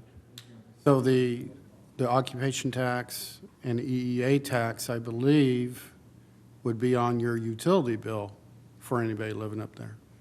Because we pay, as a resident, you pay state and city tax on your utilities. It's a retail sale. On that number 14, the sports complex, or just the CID? So for the occupation tax, well, the CID is on all residential. Oh. The occupation tax and the EEA would be on residential utilities. Okay, so did you guys think through that? That's why I'm wondering if for that purpose, if you would just outline exactly what we'll actually be paying instead of doing the whole thing and saying, but not these. Yeah. I think we can clarify on the occupation tax, it's for sales-based, sales transactions within the district. But what he's saying is that electric Including any utilities. utility costs. Okay. I didn't know that, Pat. Like, I don't think we're getting that on Conestoga. So that was, yeah, I did not know that. I'm sure as business owners, you owning and operating the sports complex, you're not doing it to lose money. Right? Like, it's going to be a revenue generator for you in some capacity, even if it's break even at best, right? One of the things that people are excited about with this sports complex is they see this beautiful facility, and rightly or wrongfully, they look at it and say, oh, that's another field house. We can have our practices there. We can do our games on the weekend there. We can have our rec league there. I can play pickleball there. Beautiful batting cages. Baseball teams are going to love that. We can go up and use it. I don't need exact numbers, but what is your philosophy on how people in the community are going to be able to utilize this awesome facility? How much is there going to be some payment they have to make, or is any of this going to be open to the public? Well, I would say that's probably something, Jack, that needs to get worked through is the programming of the facility. I think right now we wanted to show, here's what we want to have built. But as far as the technicalities, I know the other facility we're doing, the plan is that it's used 36 weekends a year. And so then you have other available weekends, you have time during the week. So I mean, we want the facility utilized, but we also, it's a balancing act of, you can't give away everything for free. So how do we manage that? I think that's something we'll have to work through in detail. I don't think we have an answer for you today. But you're not thinking this is open field house, open to the public during the week, and those other, even if you had 52 weekends a year I of mean, tournaments. there could be programming times that it's available. Yeah. I think that's where we'll depend on our third-party manager, the same as the city would, right? Same as Kearney, right? Like if you go there, you're paying a fee to use it, even if it's a public facility. But I think that's where we'll defer to our third-party manager on it. I know we're not going backwards, but a long time ago, we floated an idea, and I don't even know if it made it to you guys or it came from you guys, but there was an idea of a committee that oversaw this, like a public-private board of sorts that helped the management decisions.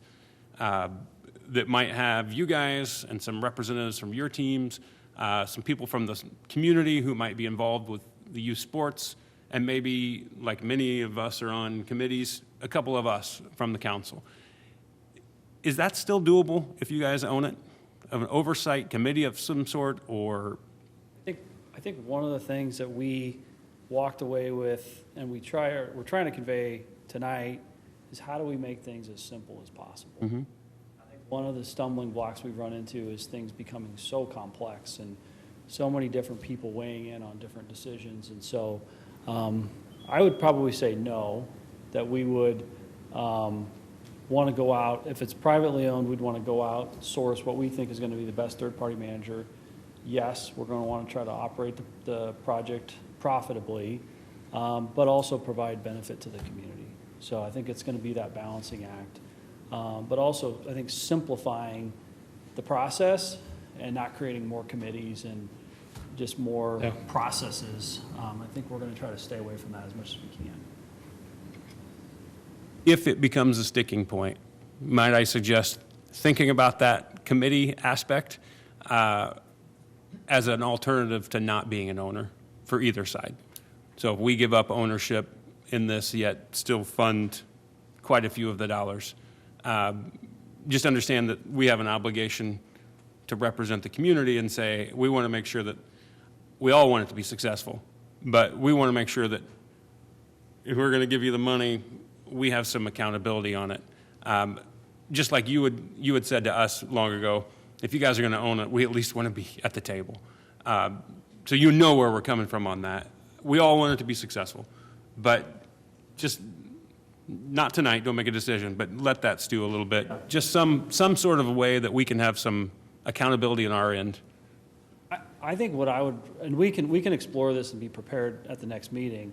I think what I would rather do is say, instead of forming a committee, how do we approach council and say, here's programming time for public?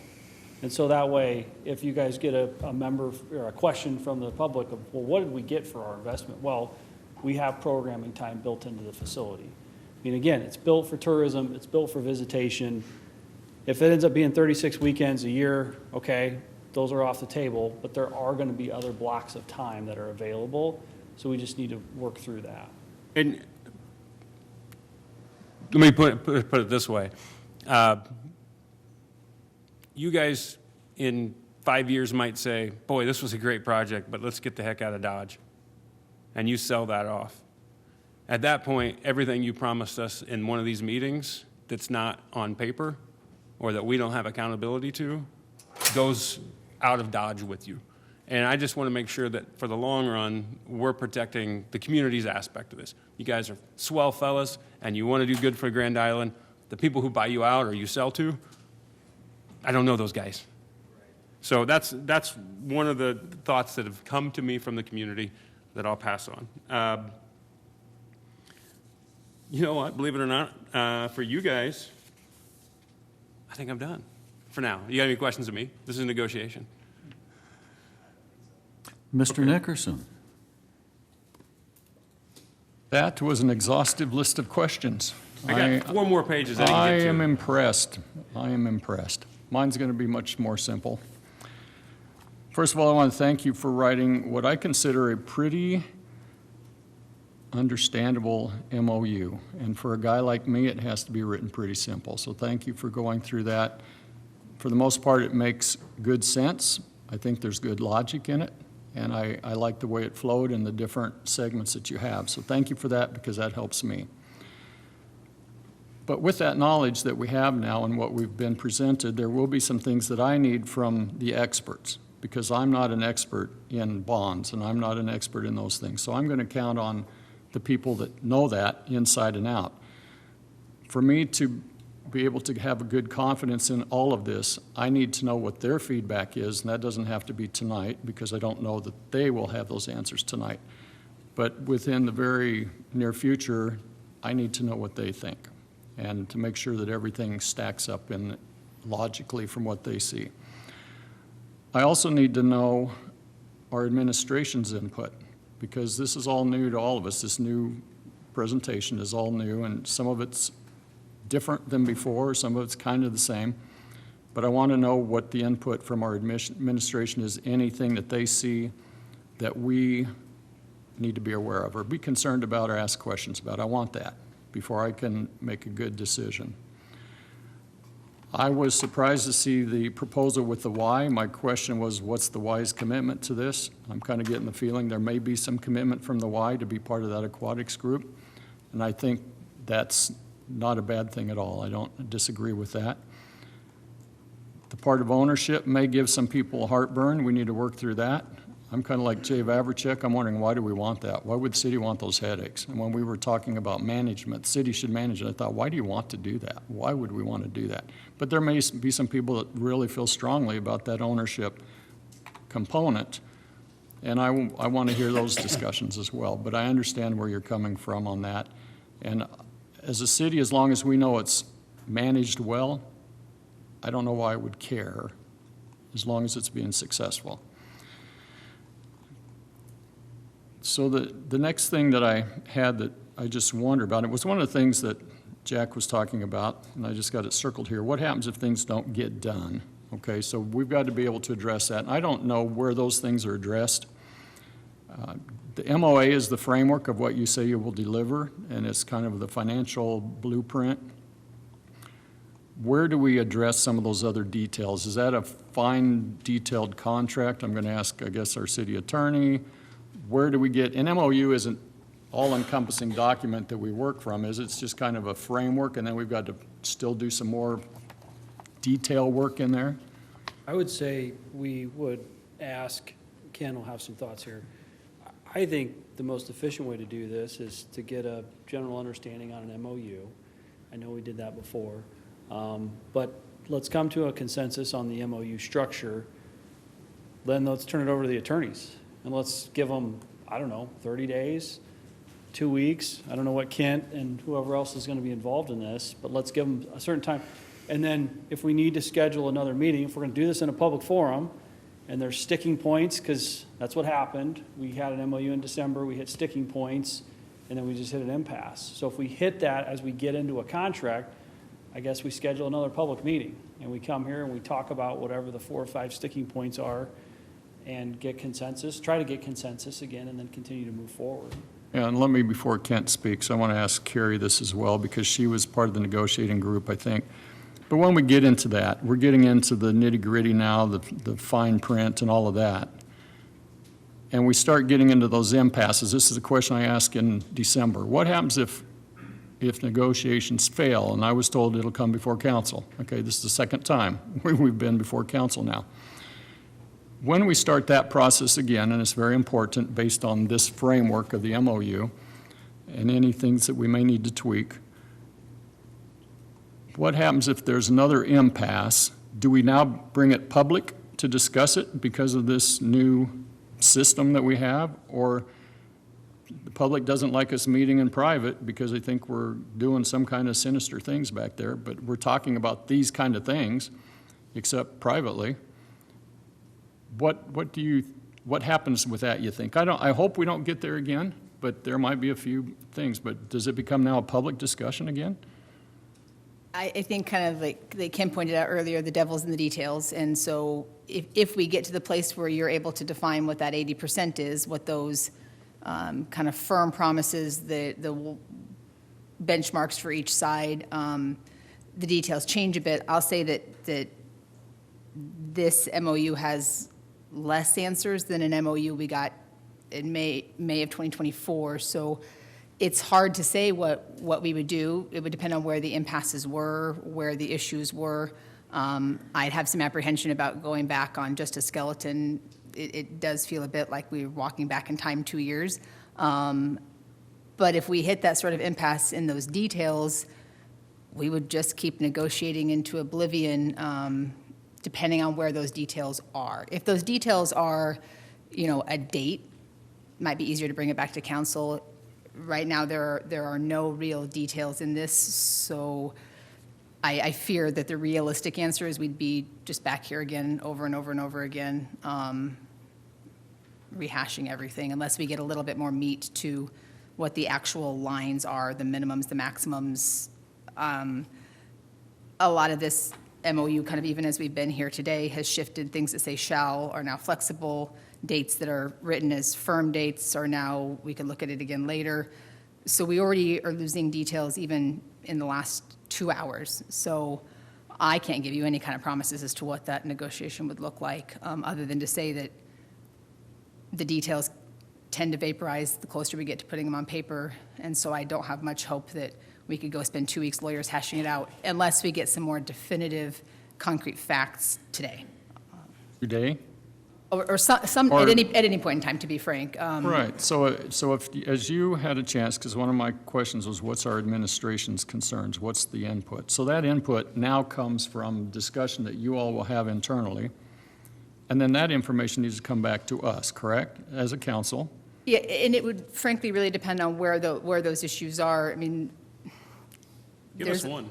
the CID that's proposed would be 6.5 times the property tax levy that the city currently imposes for all city services.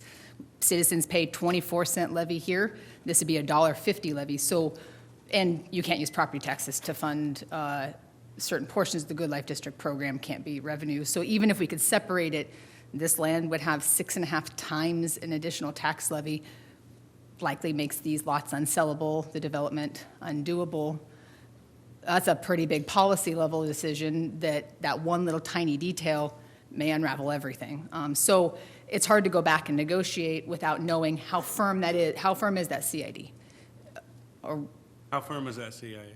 It's firm. This is why I think, to avoid all the finger pointing and the 2.5 years of just going into oblivion, we work in our best faith. If we hit snags, Carrie and staff say, we don't know about the CID, let's come back. Let's schedule another public meeting. Let's talk about it. Well, the reality to that is, and as you were talking with Jack about that, and you said it's just $150 for every $100,000.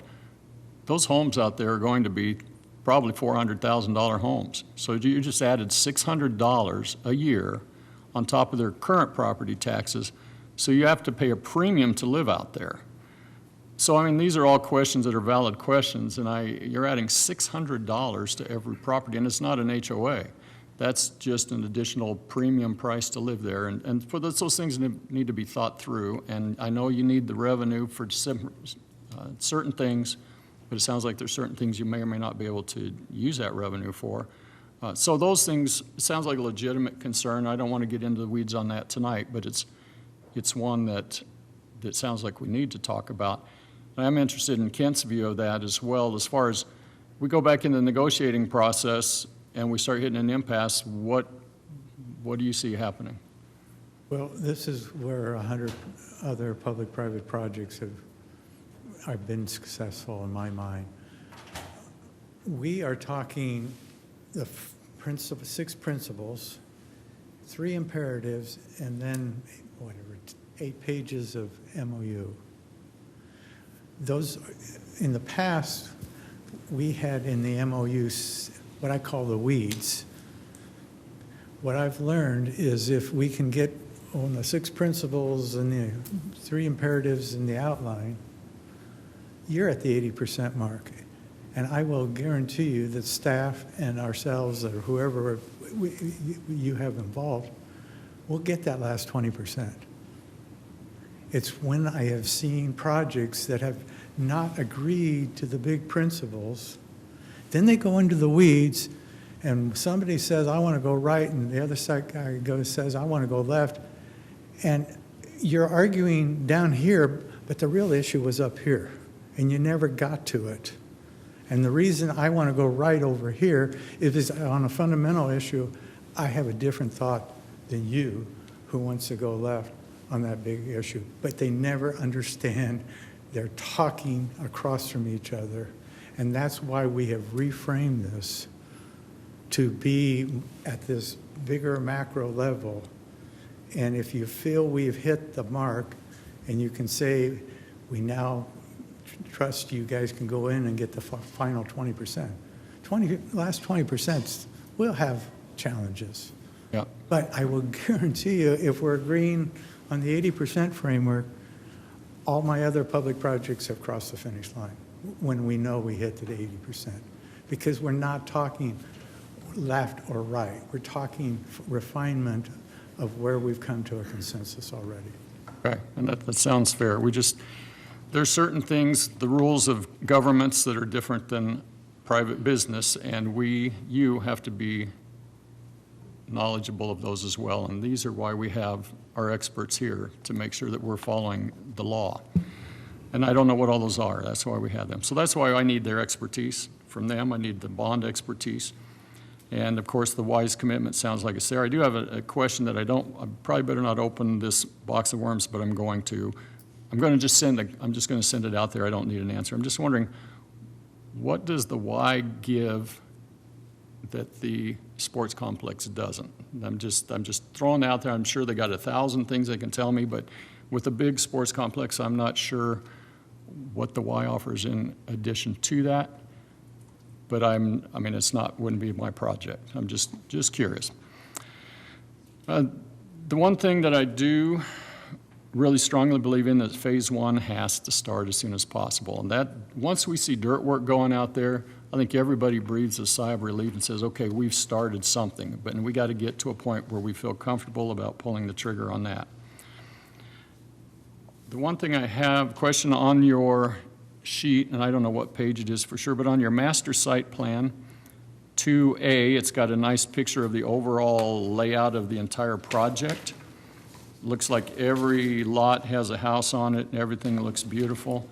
But when we scroll down to the next picture, where you've got everything color-coded, I don't see everything filled in with color-coded objects for the houses and all that. Does that mean your plan right now does not include those other areas being filled in? Is that basically where we're at because of funding, or just because of where we're at right now?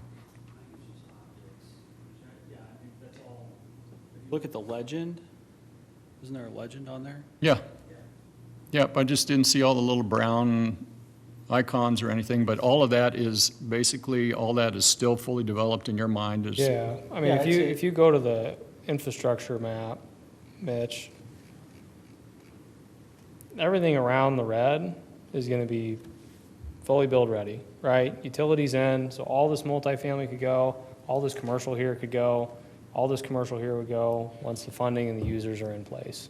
But everything to the west of that is not necessarily. This area here will be future, we'll put those roads in once we're ready to go start construction. This is about, I can't remember off the top of my head, I think it's about 75 homes that this would activate. We're not going to build all those in year one, right? So we'll go put these streets in once we're ready to go build, this street of homes. So that's how we would phase out the single So family. you still are anticipating filling that entire west side with residential over time? Yeah. Okay, I just thought maybe based on the funding picture and what could be spent on non-revenue producing, that's really all you felt you could build as far as homes go? No. Okay, well, that was the one thing that I was just curious about there. I do appreciate, again, the simplicity to it overall, and there are some things that we really have to work through. But our goal, all of our goal, will be not to be here again in 6 months having these discussions, because certainly we can fast track this now to where we can know where those weeds are that we need to get into, because there are some weeds we're going to have to get into. But we get in them, we get them sorted through, and we go from there. and then see how we can get Phase 1 started. I think that's important. But again, I still need the information from our bond experts. We need to know what our administration thinks for me to be able to make a good decision on this. But I think overall, it makes good sense to me. So again, thank you for your work on that. Mr. O'Neill. Thank you. Well, tonight's been a pretty constructive conversation. We've been rolling down the runway here for about 2 years already, and it's already the longest runway I think I've ever seen. But we're running out of runway, and we've got to lift off here pretty soon, too. I want to make tonight as constructive as possible and milk as much as I can get out of this, too. There's a couple of questions I have here. It's interesting the YMCA being a partner here, and I think there might be multiple paths to that partnership. A couple of things kind of came out to me. I just want to make sure we don't come back here with problems later, so I'm going to discuss a little bit of this. There's a lot of talk earlier about the land conveyance and some of that. I think in your proposal, you talked about it would be the city gift or selling the land to the YMCA for $1, correct? And then the $22 million to the YMCA, would that plan be for the city to do that directly, or how exactly would that mechanism? Yeah, so the Phase 1 bonds would get issued, that would be held in some kind of separate account and then go to the YMCA once they've got design done, funding secured, and they could draw on that as they complete construction. And I just want to ask our council who too, is there a concern of selling the land to the YMCA for the $1, or how could that technically work? City cannot gift or functionally gift taxpayer dollars to nonprofit organizations. We could, the school land, for example, a little more doable government to government, but to pledge private $22 million in private bonds to, or public bonds to a nonprofit would be substantially more difficult. Pledging private bonds a little easier. There are ways to do it. Probably not through government money unless it goes through this public-private partnership a little bit differently. Mr. Seacrest? She is correct in that you just can't say, here why it's free. What you're doing is you're saying, here why, here's the land, but you have a program statement that you need to fulfill by providing swimming lessons or swimming programs or events. And you are getting a contract back from them, so there's consideration that they then will operate and provide those wonderful swimming program services for you. And that's how you get over that it's not a gift, it is a contract. And there's consideration on both sides, and that's how we've done it in other of the projects I've been involved in. So you spell out why we're expecting and that you will fulfill these type of program services for X number of years. Thank you. I just want to address that a little bit, and I think there might be we need to look through that a little more. The Y partnership's a little bit more newer wrinkle in here as well, so I just want to talk about that a little bit too.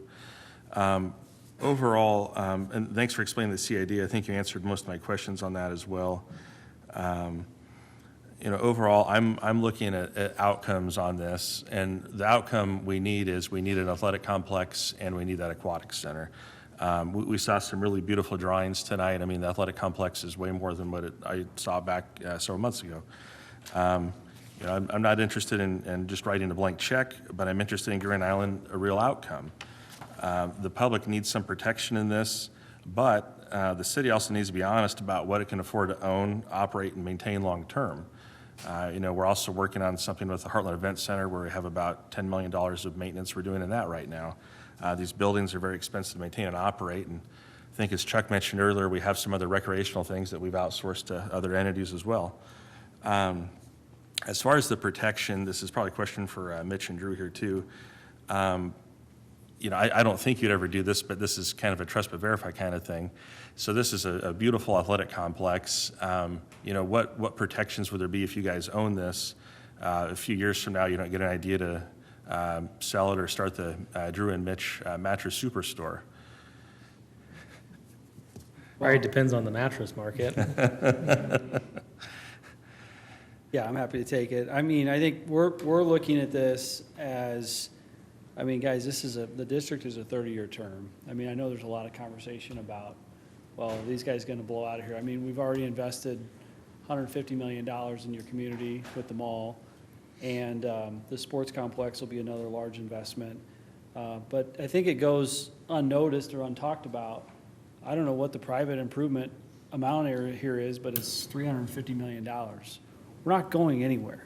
I mean, our intent is we're setting up camp here. This needs to be as successful as possible. And so we can talk about a lot of different scenarios about us building this and selling it and flipping out of it and, you know, disappearing off the face of the planet. But that's not who we are as an organization, and we're here to complete this project. We've been before you for 2.5 years. I think you understand how persistent we are. We are not going anywhere. So I don't know if that, I don't know what we're talking about, if we're trying to address language or, you know, but I mean, that's just not who we are as an organization. We want to see this project through. We want it to be successful. And so we're going to own the sports complex. We're going to run it to the best of our ability, and that's what we're going to do. You'd taken all the maintenance, operations, et cetera, and obviously it'd be in your vested interest at that point to make it as successful as possible, Sure. too. Yeah. And I kind of like what you said about the possibility of having public scheduling as well. That's interesting. You know, overall, I think this project's reached the point where we have to be honest about a lot of the choices we have in front of us. I don't know if there's really a perfect structure that's going to exist for every single entity in this. And there may not be an outcome where everyone gets exactly everything they want. The question for me is this: does the final agreement protect the public, limit long-term taxpayer exposure, create real community assets, and move Grand Island forward? If the answer is yes, I'm willing to keep an open mind. If the answer is no, then we need to keep working. I don't want to lose the athletic complex and the aquatic center, the broader good life opportunity, because we're unwilling to look through some trade-offs. Overall, I think you've answered a lot of my questions. I'm sure we'll have to have other meetings in a path forward here, but I tried to lay out as much as I could here tonight too, and I'll give others a chance to speak here as well. Mr. Sheard. I didn't see anybody else's name popping up yet, so I'm only asking to talk here. I have, like I said, I have pages of questions to ask, but they're not necessarily specific to what we're talking about tonight. It's more about the future of more of that logistics of the YWCA. I have a lot of questions there about, can they be an applicant for Good Life money if they were a landowner as a nonprofit? I have a lot of those questions. What is our next step is my real question. What do we do with the information we've shared tonight? If this is a public negotiation, do we get anywhere tonight? I'm going to direct city staff to immediately launch into negotiations with Mr. Seacrest and Woodsonia to flesh out the final details. Are we Going to start immediately. Are we at that 80% mark? Like, I know we're not allowed to give a consensus. I can only but- speak for myself. I am, and I want city staff to immediately start the negotiation process. Mr. Brown. So a couple of questions, and I did not mean to interrupt, but so on math questions. So on this MOU, we have 75 million, we have 27 million and 32 million. That adds to 135 million instead of 120. Is the 15 million extra, is that cash, or what would that be? You say that one more time. You take the 75 million plus the 27 million 6 plus the 32.3 million. It's 60 million, not 70 million, because 22 of it's going to the YMCA. Remember, you got the 75 plus the 7 in cash. Those are the questions I asked too. The 135 minus the. That still doesn't make sense, but okay. That's the kind of stuff I want to make sure that we're all clear on. Right, and that's why I bring that up, because that's not clear. Pat, let's make sure ask your question so we can make Yeah. sure we're Well, talking. you're saying 120 million promissory note, right? Right. Well, no, 120 million is the total funding. right? So then Phase 1 is 75 million, right? Phase 1A is 75 plus 7 in cash, 82.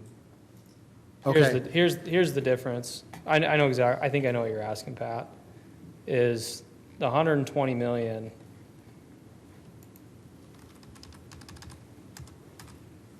Shoot. This is scary. Okay. 120 million. So the 120 million, the number you're subtracting from that, Pat, is the Phase 1A net to project bond proceeds available to developer. Okay?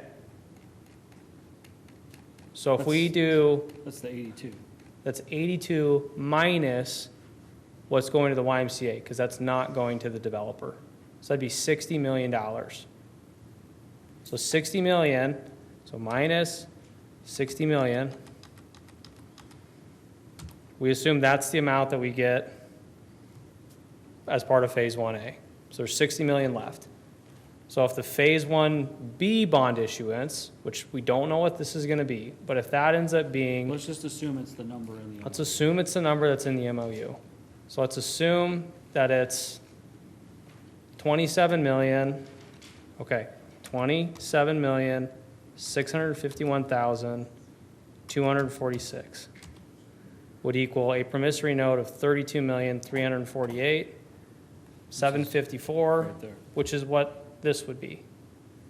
So if we knock, Pat, if we knock it out of the park, and let's just say the bond market's great, and we do a $90 million bond issuance, and 22 million still goes to the YMCA, and we keep, $78 million of that, then that reduces the amount of the promissory note. If we don't have a good bond issuance, and there's instead of there being 75 million, it's a $50 million bond issuance, which is a problem, then this number is going to increase. But it's the net bond proceeds available to developer, because of the Phase 1A bond issuance, $22 million of that is going to the YMCA. Could you keep the $22 million and donate it to the Y instead of having us try to give it away? Well, the only reason we wanted it to stay with the city is that in the event, this probably won't happen, but in the event the programming or the fundraising is unsuccessful, we wanted the city to have assurance that the 22 was still there. For the aquatic center? Yeah, I mean, that's the piece that we haven't talked much about is this H section under the YMCA, which is in the event the design hasn't been finalized and funding secured within 12 months, then the city, at the city's election, would then have the right to move forward with an RFP for an aquatic center that it would own, maintain, design, and utilize the $22 million at the city's discretion. Because the real look at the math is it's $142 million. Yeah. yeah. That's Exactly. where, yeah. And that's where I it's, can see Pat, I can see how Pat's is kind of confusing, so. because nothing in here says 142. Kind of. Yeah. There's nothing in here says $142 million. No. Right. We just wanted, the amount that's coming to us, we wanted to be clear. And since that amount wasn't, we can build it in here however we want. So I guess, Pat, one of my questions for you or Carrie then is, does the Y need to apply for Good Life money if that was the intention to use $22 million of Good Life money for them? If they owned the land? To me, the question is, is the request for 142 or for 120? Well, we don't have the 22 without it. Yeah. This is just the promissory note, not the total amount of Good Life funding. We're getting things mixed up. I mean, if we're talking what's the total Good Life request, then yes, it would be 142 million. Exactly. This is just for the developer promissory note calculation, guys. Right, but we're looking, that's your side of things, but we got to look at the 100, Yeah. all the money. Because we can't go telling the community we have an aquatic center in the works and a Y in the works at the 120. I Because think it's we should 142. clarify that Good Life, the requested Good Life funding would be 142. Okay. I think that. Yeah. So, and I love that the first chunk of it goes back to the Y. I love that in theory. I don't think anybody here that spoke doesn't like that. But I don't know how we get there. Because if if we can't give them the money that we collected, because we're going to bond for it, right? Right, so we're going to bond for it, but we don't have a legal way to use that money yet. This What is this is the 20% I think Kent's talking about. Yeah. We need to find a way to get the money to them. And there I don't is- mind finding a way for a little bit of money, but $22 million in one of the key components of the project is something I would like to have a little bit more concrete understanding of. I think a bigger question is, the city would be issuing the bonds? I think the city, we are okay if there's another issuer, but I thought, Kent, you were advising the city had to be the issuer. Under good life, yeah, the money goes through the city under there's- the second act. Yeah, if there's So, and that's problematic, because we've talked about this for a year and a half, is that money going to private developer, Right, but owned and operated. that's one of those fundamental principles I was talking about. The legislature, the four major acts that we're dealing with, has the ability for that money to go to the private sector, so long as there's a public purpose and there will be guardrails on it. And so that's where you don't have to trust these guys totally. The laws, the state law says you can do this, but you have these certain guardrails. We have certain minimums we have to show the good old Nebraska Department of Revenue. I mean, there's just several safeguards in the statutes already and in your ordinance that we're supposed to meet. So we haven't talked about the guardrails, and that's part of the 20% to be sure they're in there, because we don't want to run afoul with our state's friends at all on this stuff. And I just want to make a point. The mayor made a really appreciative comment of asking us to get to work. And I'm all for getting to work, but I do think that's the fundamental question today. He said, I'm okay with the 80%. That doesn't mean he's signing off on 100% when he says that. That 20% is still a very important detail. But if we don't have that 80% commitment from you tonight or soon, I'm going to advise these guys, don't hire me to work on this project any longer, because we're going to go back to the old framework where we got into the weeds and we never got consensus on the fundamentals. And if you think we've been fair tonight on the fundamentals, then that's worth negotiating, because if one of us, be it me or Carrie or Mike Rogers, whoever, if we start to get out of bounds, they're going to say, you're forgetting the fundamental. And they'll be right, or I'll be right. So I have a question for you, Kent. I'm going to just jump in because we're on the topic. You made the statement that the legislature allows you to use this money with the guardrails, and then another group, the city, says that we don't agree with that. Who makes that final determination? When you have two parties saying, Yeah. I'm right, no, I'm right, who makes that decision so we can move forward? You have another key player on your administrative team, and I hope you use him. Mike Rogers, not only is he a bright guy, but he wrote several of these acts or had major penmanship on them. And I think he can stand up here tonight and say Kent was wrong on what he said, but I don't think he's going to say Kent was wrong. You can invest in private real estate, because there still can be a public purpose, and that's what the documents will prove and shore up and protect you and protect us. Because if we get challenged, we're both in a pickle. We got to win. Yes. And that's where, that's what Mike has done repeatedly in his career. Well, we need it crystal clear. I mean, you can't have ambiguity in it, and so that's why I'm just needing to know who would make that final determination, because once that's made, then we know what we can do for sure, and that's where we get into the weeds sometimes and we don't get an This is where answer. Mike's so critical in my mind, because not only does he understand this public-private, these new state economic development tools, but he's also bond counsel, and he knows what underwriters and the city and the people that are going to pay these bonds have to stay on the clear side and be so sure they're lawful.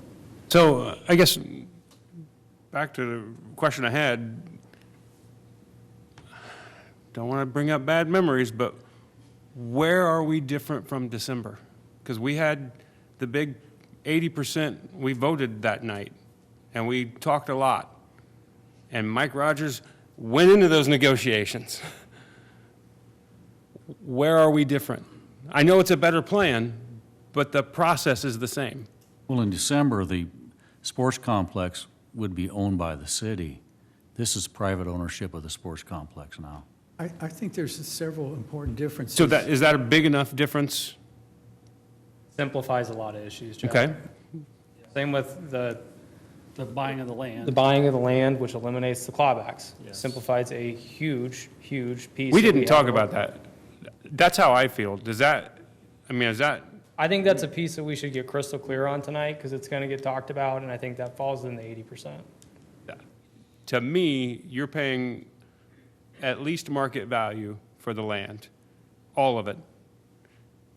Other than the school land, it's yours at that point, right? And you still have to bring, you know, building permits still get passed. There's all those checks and balances of any land that still, ultimately, we have some say in. But I don't know what clawbacks we would have a legal right to if you paid for it. Yeah. I could be, these guys could disagree with me, or Carrie can turn a light on and disagree with me. Go ahead, Carrie. I think he wants you to respond. That was on it. I put that on a different issue. Oh. The legal clawbacks, restrictions, covenants would be a huge range of council policy decisions. You could do something as simple, you could have none, you could have no manufacturing industrial, you could get all the way in the weeds like an HOA does. That would really be a policy call.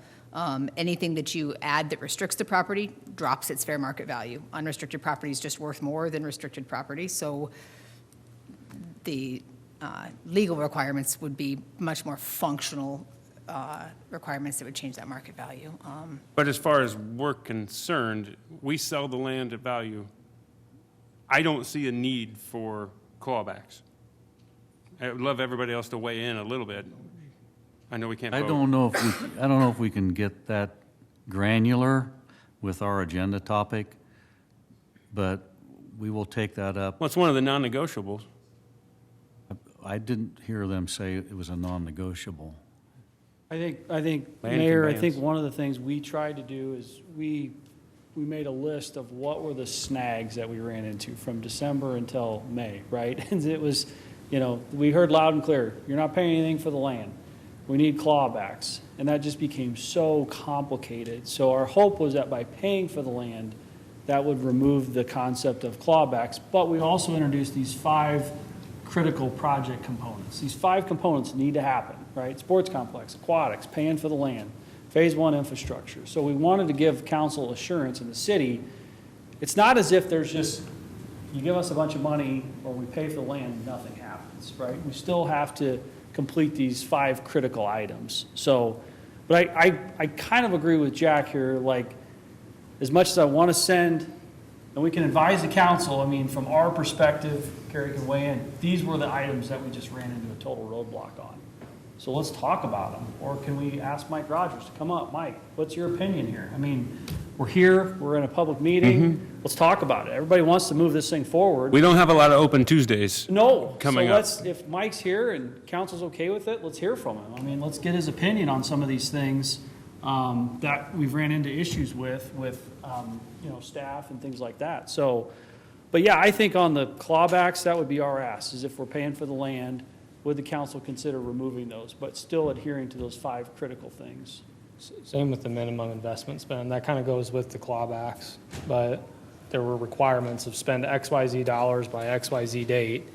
And that's the same thing as where we went back and forth of, well, what if bond proceeds aren't this? How do we agree to that? We would like to do away with that concept. And you still have zoning power.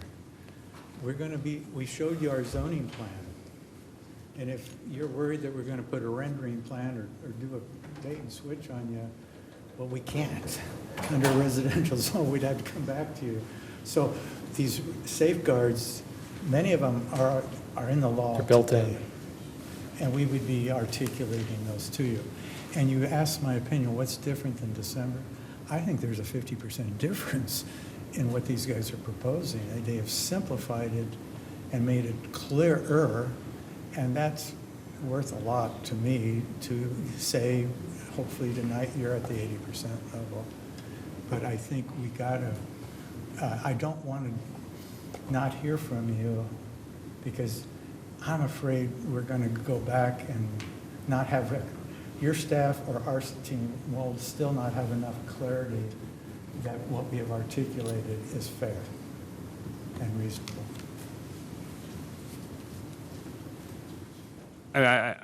I believe in this plan. I think there are some weed things that I don't want to get in the middle of, but the big boxes and that question there, in my opinion, you pay $3 million for the land. If that's above value, the land is yours. If we vote on it and agree to it. I don't need clawbacks. And I might get crucified for that because you guys could be terrible. But it's no different than any other time somebody sells land at value. Only we still have the right to rezone it or not zone it. We still have some. You have controls. We still have some controls in place. Totally. So That's all going to be done in conjunction with the acquisition. I mean, yeah. So Carrie, I'd still like to hear from you what more detail about some of these things that you're worried about. So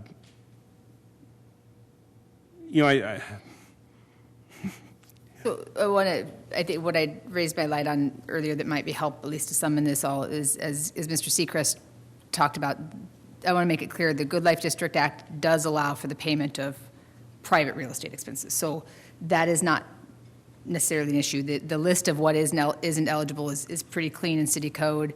It counts everything from engineering to landscaping of public or private property. So the ability to pledge this money to any eligible expense is there. Eligible expenses includes both public and private development, subject to that 20% non-revenue producing cap. But it is within your ability, assuming you want to give up that level of policy control, to pledge the $100 million to Woodsonia, paying financing costs or their debt servicing costs also acceptable. So if policy-wise you guys want to, once you define what you're willing to give up control on, what you want to control, once they really define for us what they need fixed, what they need control on, what they're willing to give up, we can make progress. Right now, that when everything keeps going back on the non-negotiable or the negotiable list, it's just hard to know where we're going, what progress we're making. But if we shift kind of to this new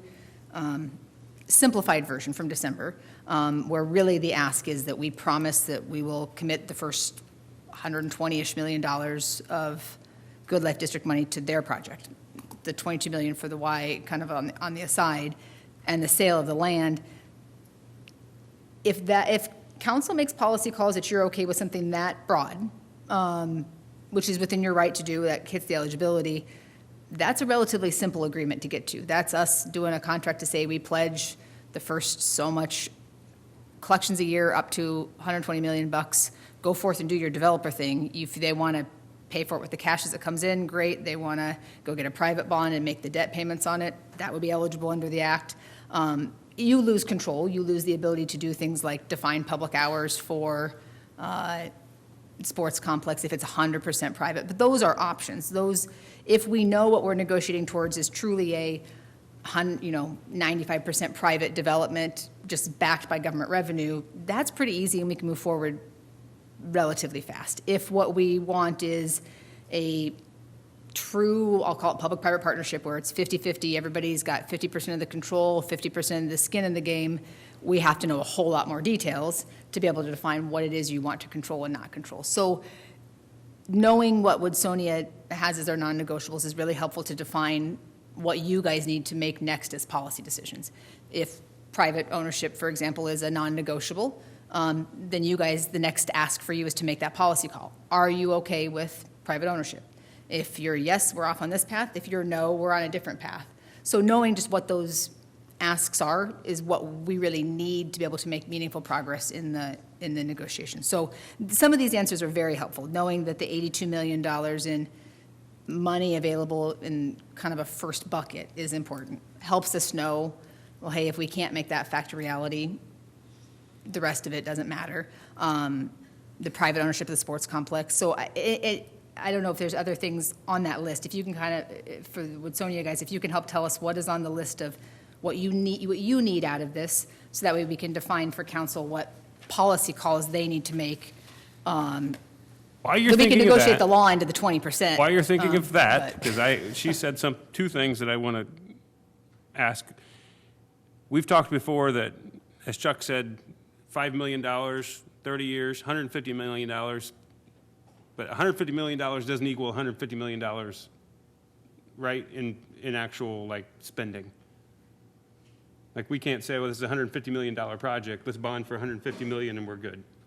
Right, we can do it backwards. We can pledge the revenue as it comes in. So we can say, we'll take, as the money comes in, gives flexibility for those sort of collections issues. So maybe this year it's 7 million, next year it's 9 million, the year after it's 8, whatever it is. You can pledge up to total amount, up to so much, and let the market ride the waves. If the goal is to get this into the hand of developers and the city out of the development business, defining how much we're willing to give up, and then, But I guess, are there costs associated with bonding? yeah, financing costs are an eligible expense under, So some of that's got to come out of that money, is what I'm saying. sure, Right, yeah. so 150 million. The might rev- have- If the revenue's a gross number, the net to project will always be Right, that's different, something yeah. that we don't see in all of this stuff. So just knowing what the potential is would be helpful for the negotiation, like Yeah. a real number. Yeah, knowing where the bottom number is, so that if, the bottom number and the max, like if the total need for this private development to happen is $120 million in cash that exits us and goes to them, versus if it's really 150 to cover financing costs, what our maximum and minimum numbers are, pretty important for us to know, yeah. And then, I said clawbacks, we don't need them, blah, blah, blah. But let's say we do need a clawback. Could we have a situation where if you're going to sell it to anybody, you have to sell it to us first? Yeah, that'd be more of a reversion interest or a restriction and covenant on the land Like- than a clawback. Like a first right of refusal on I something? think that, again, that goes back, Jack. We want it simple, and no, we don't want to come to you guys every time we want to go sell a piece of property in this. I guess,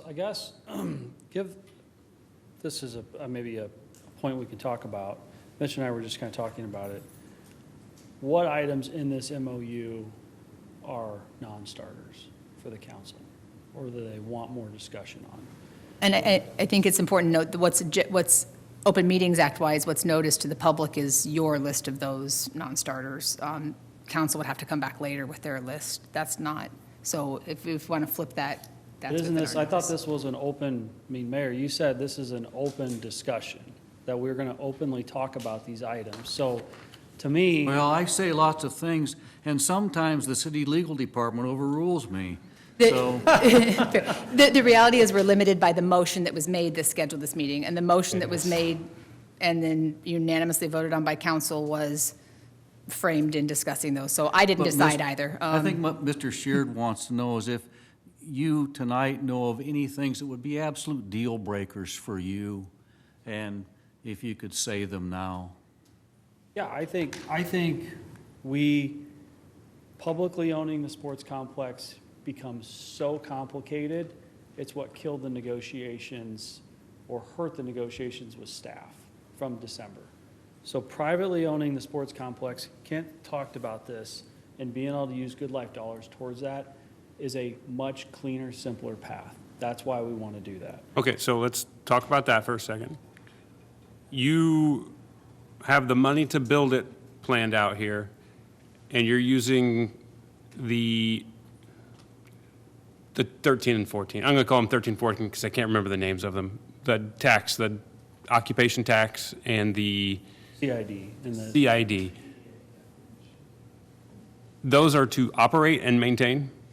CID will be Second, another source of funding for infrastructure Okay. so that more Good Life dollars can be allocated to the sports complex. No CID dollars will go to the sports complex. No None. CID. Statutorily, we can't. Yeah, Right, because it's a, You have to use it for public Property tax, infrastructure. right? Exactly. yeah. Yeah. But we will draw on to make, because this was the other sticking point, we will draw on the $60 million in Phase 1A bond proceeds as we are completing the work. so as a private owners of it, though, how are you going to pay for maintaining and operating? Well, through the cash flows of the business, and then we also want the EEA to supplement future reserve costs. Okay. Anybody thoughts on worries, fears? Are we in the weeds? I don't know. I think this is number one. We want to go from public ownership to private ownership in the sports complex. Greatly simplifies the whole process. And probably follows the intent of the Good Life program to allow state dollars to be used for private investment. And just out of experience of public-private partnerships, I don't think it's the wisest move to talk to us about our deal breakers. That's not how you create partnership and trust. We might have put something on this list that after we get to talk to Mike and Carrie and the rest of your team, we might say, you know, we should change that. That's not, you know, at best model. And so I just want you to have to take a look at our team and say, do you think we're unreasonable people? If you do, then you shouldn't be talking to us. If you think we're reasonable, don't ask us for our bottom line at this stage because we're not sure what you want to come back with. And what we might think is a bottom line could be slightly bottom line -1, and we still might say we could still do the deal even though we changed it. That's not healthy negotiations in my mind to ask us to list.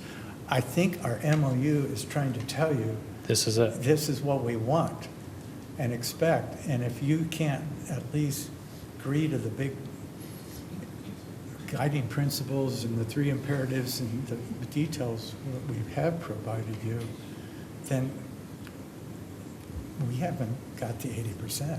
And we shouldn't be trying to get into the weeds because we won't get there then. So I think we're back to, I think what the mayor was suggesting, and maybe he wasn't suggesting this, I was just interpreting him.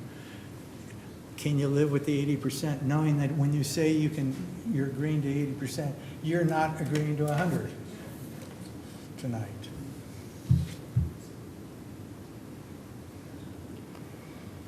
And I would add this to what Kent said.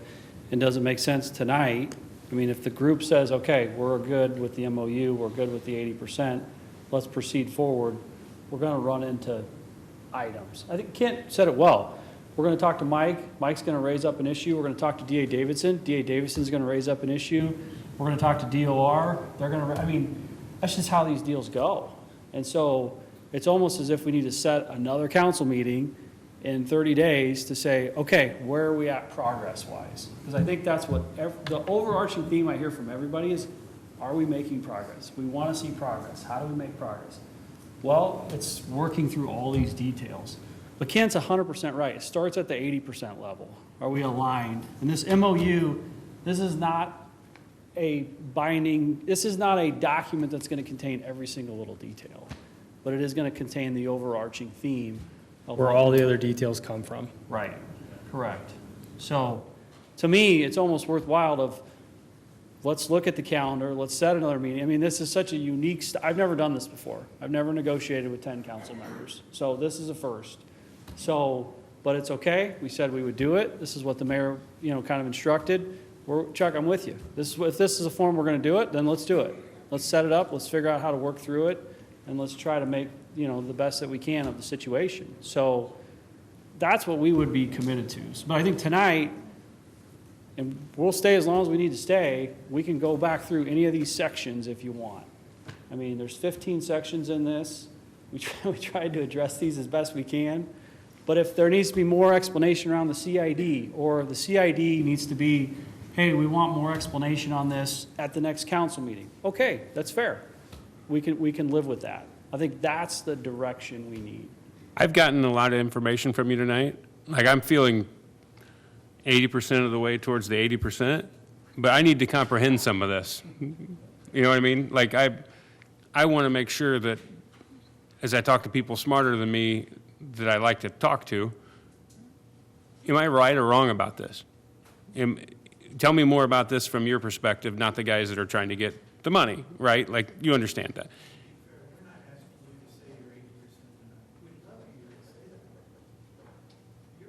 Talk to your team. We're just saying we shouldn't go into heavy negotiations until you feel you're there. Because we're telling you we're there, And if we're not there with you, then we're gonna, then it'll fail. So I don't have major problems with any of this. Like I said, I'm ready to, I would love to have a couple weeks to think about it and come back and talk, to say then go negotiate, to your point. But heck, I'm the only one that's been talking for most of tonight, so I don't know if we've got a good understanding of what everybody else wants. Mr. O'Neill. Thank you. So I recognize we're trying to get on the path of least resistance here, and I appreciate you guys looking a lot here. You know, buying the land, I think that probably makes a huge difference in there as well. I just want to talk a little bit more about the private ownership of the building. You know, I think earlier on we probably all thought they'd be publicly owned, and I can understand why some people may have some concerns on that. And I've tried to think about this a lot. I've been weighing through this packet quite a bit, but you know, if you guys own it, you're going to be paying insurance, you're going to be paying utilities, operating costs, maintenance, staffing, property tax, thank you as well. And the mayor, Pat, might correct me on this, but that land, I think, has been off the tax rolls for well over 100 years, correct? Beg your pardon? The land out there has been off the tax rolls for over 100 years, correct? Can't answer. I can't answer that. I know it's been a long time, but. Yeah, correct, yeah, and then I know it's kind of recent to get back. Yeah, and I think it'd be good to get some of that developed and get it eventually back on the tax rolls as well, would be huge. One other question too, on the YMCA, this is just kind of a thought here too. On that section, I don't know if you can go to that real quick again on there. I know it was talking about the 12-month period on there to for them to kind of raise some capital. I don't know, did it have much of I don't recall it having an exact kind of guideline of, I think DJ might have mentioned earlier how much he thought they might have needed for the building. That was part probably of it 3 depends hours on ago. what the final design ends up being with the YMCA. I'm sure you'll probably be north of, 10, 15 million for something like that, but yeah. Well north of that, Yeah. I know there's the other 22 million to help with the aquatic center too, but because I know it had a timeline in there to raise that money, and I just want to make sure we don't get a debate of where that is, but might be good just to kind of define that a little bit more thoroughly in there too. Or try and kind of ballpark a little bit more of where the fundraising should be in the 12 months. I know you're not going to have an exact number because it's going to take a while to design it as well too, but it just seemed maybe a little bit vague in there. But DJ can speak to it, but I think the expectation, Ryan, is within 12 months, fully designed facility, fully locked in construction contract for that amount, and fully locked in funding for that amount. If that's not done, then it turns over, and DJ can speak to that amount. You said what I would have said. So. And it sounds like there's some good teamwork there to try and help raise that money to make that project a success, to find some other private capital come in there. So I think that'd be very interesting to see how that can work out. And I want to give others a chance to speak too. I think there's a lot of thoughts out there, and it's kind of good to hear from anyone else that wants to comment on their thoughts of public versus private ownership as well too. Thank you. Mr. Nickerson. I've already stated that I think I'm okay with the private ownership, and I think being open to the public at certain times will be important because they're not going to utilize that facility all the time. Just like the field house, we know during the day, we spend money on a membership, and through the daytime, those courts are open most of the time. We play pickleball on basketball courts. I see the same thing here because that complex will not be utilized a lot during the day through the week. And you'll have hundreds of people that will want to go and spend some money there for recreation. But then we still got the Y here, so there's that thing hanging out there. So what's that competition like? I'm good with probably, if you're asking, are we good with 80% based on what we've heard tonight, I'd say yes. And what I need to realize tonight, we are just really, and we do have an obligation to do that, but we're talking about state taxes. These aren't city taxes. We're talking about state funds that are being used.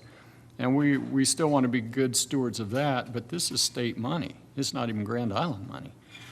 So we got to understand that that's what we're planning for, the generosity and the foresight of a state to try to see these kind of things happen. So I don't want to get bogged down like it's our general fund dollars, because it isn't. And I think we've got a good use of those funds. The CID, probably not a good idea for me to get hung up on that, because I'm not going to be paying that. It's going to be whoever chooses to live out there. Will it impact whoever lives out there? It might impact the sale of those homes. But that will be the challenge for you. You get to figure out how to market those homes. Plus, making sure that you are not overbuilding and having homes sit for a year or two, which we have right now, homes sitting on the market, brand new homes that have been on the market over 500 days. It's a reality, and they're under $300,000. So that's part of the fun going forward for whoever puts up homes. But one thing that I do want to put to bed tonight, if possible, and Carrie, you're going to have to tell me if this is within the boundaries, can we have bond counsel come and settle a question that it sounded like two people agreed on tonight, but I don't know that I heard that. And can we have bond counsel come and explain to us the question that was asked? Can you remind me which question it is that we agreed on that we Money need them to that's confirm? used for private, these tax dollars that are used for private development. Yeah, that's in your city code and in state statute that costs for both public and or private real estate are eligible. So that is everywhere in the law. Can I have him come up? Is it okay since he's here? I want to hear from the expert, the guy that deals with this every day. Can you, even if you got to rehash all this stuff, help us understand from your point of view what we can do and can't do? Question was whether the Good Life District program dollars can be used to pay for private developer-owned things like the sports complex, yes, or an aquatic center owned by the YMCA, yes, and then the logistics of getting that done, whether the YMCA needs to be an applicant, that's a good question. I hadn't thought about that before tonight, before you raised that question. But that seems like the kind of logistics that we could work through and figure out the pathway forward.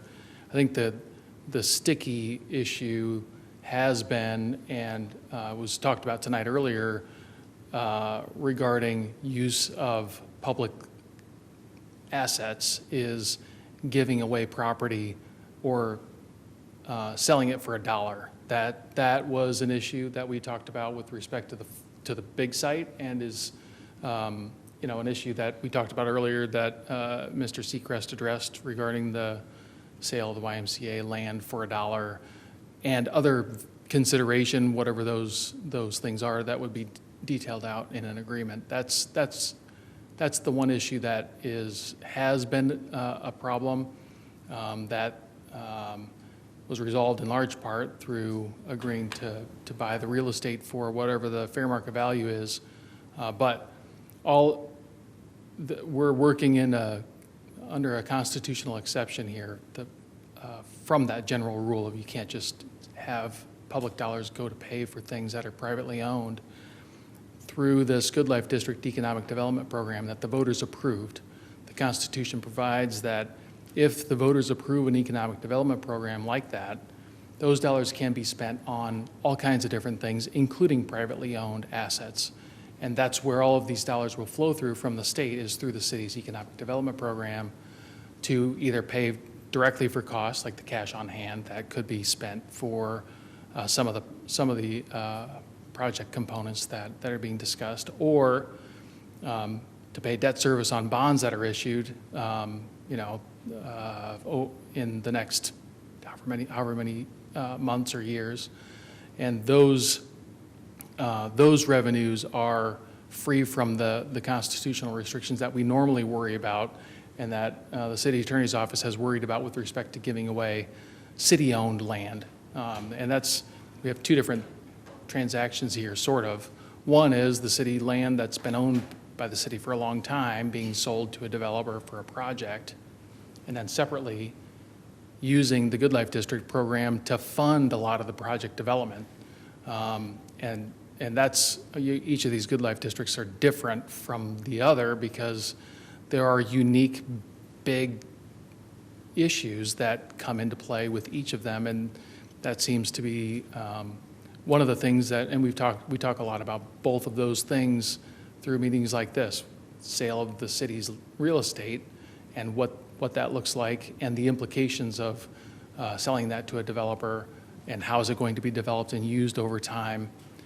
And then the Good Life District Economic Development Program and how funding is dispersed and for what costs and what should that look like is a different issue. And those can sometimes, the interplay between them can become challenging at times. But I think we're all on the same page regarding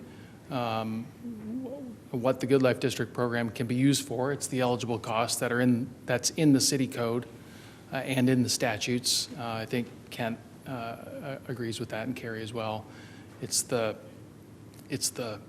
real estate and how can that be sold, and what's the consideration that has been an issue, and we'll have to work through that on the YMCA property. Okay, so in essence, more than likely, you're not going to sell it for $1 because it has to have some reasonable value, but is there a history to where it has to be an appraised value, or can it just be a reasonable value, or is there any stipulations on, I can understand the dollar thing, you don't necessarily want to do that, but does it have to be at market value, does it have to be appraised, or can you just say we'll sell it to you for $5,000 an acre or $3,000 an acre, which is better than $1? I mean, you have any experience with whether that's acceptable or not? So in my role as bond counsel, I deal mostly with how bond proceeds can be spent, and I deal with a lot of the federal tax rules regarding tax-exempt interest. I don't grapple with that specific question very often, really, or ever.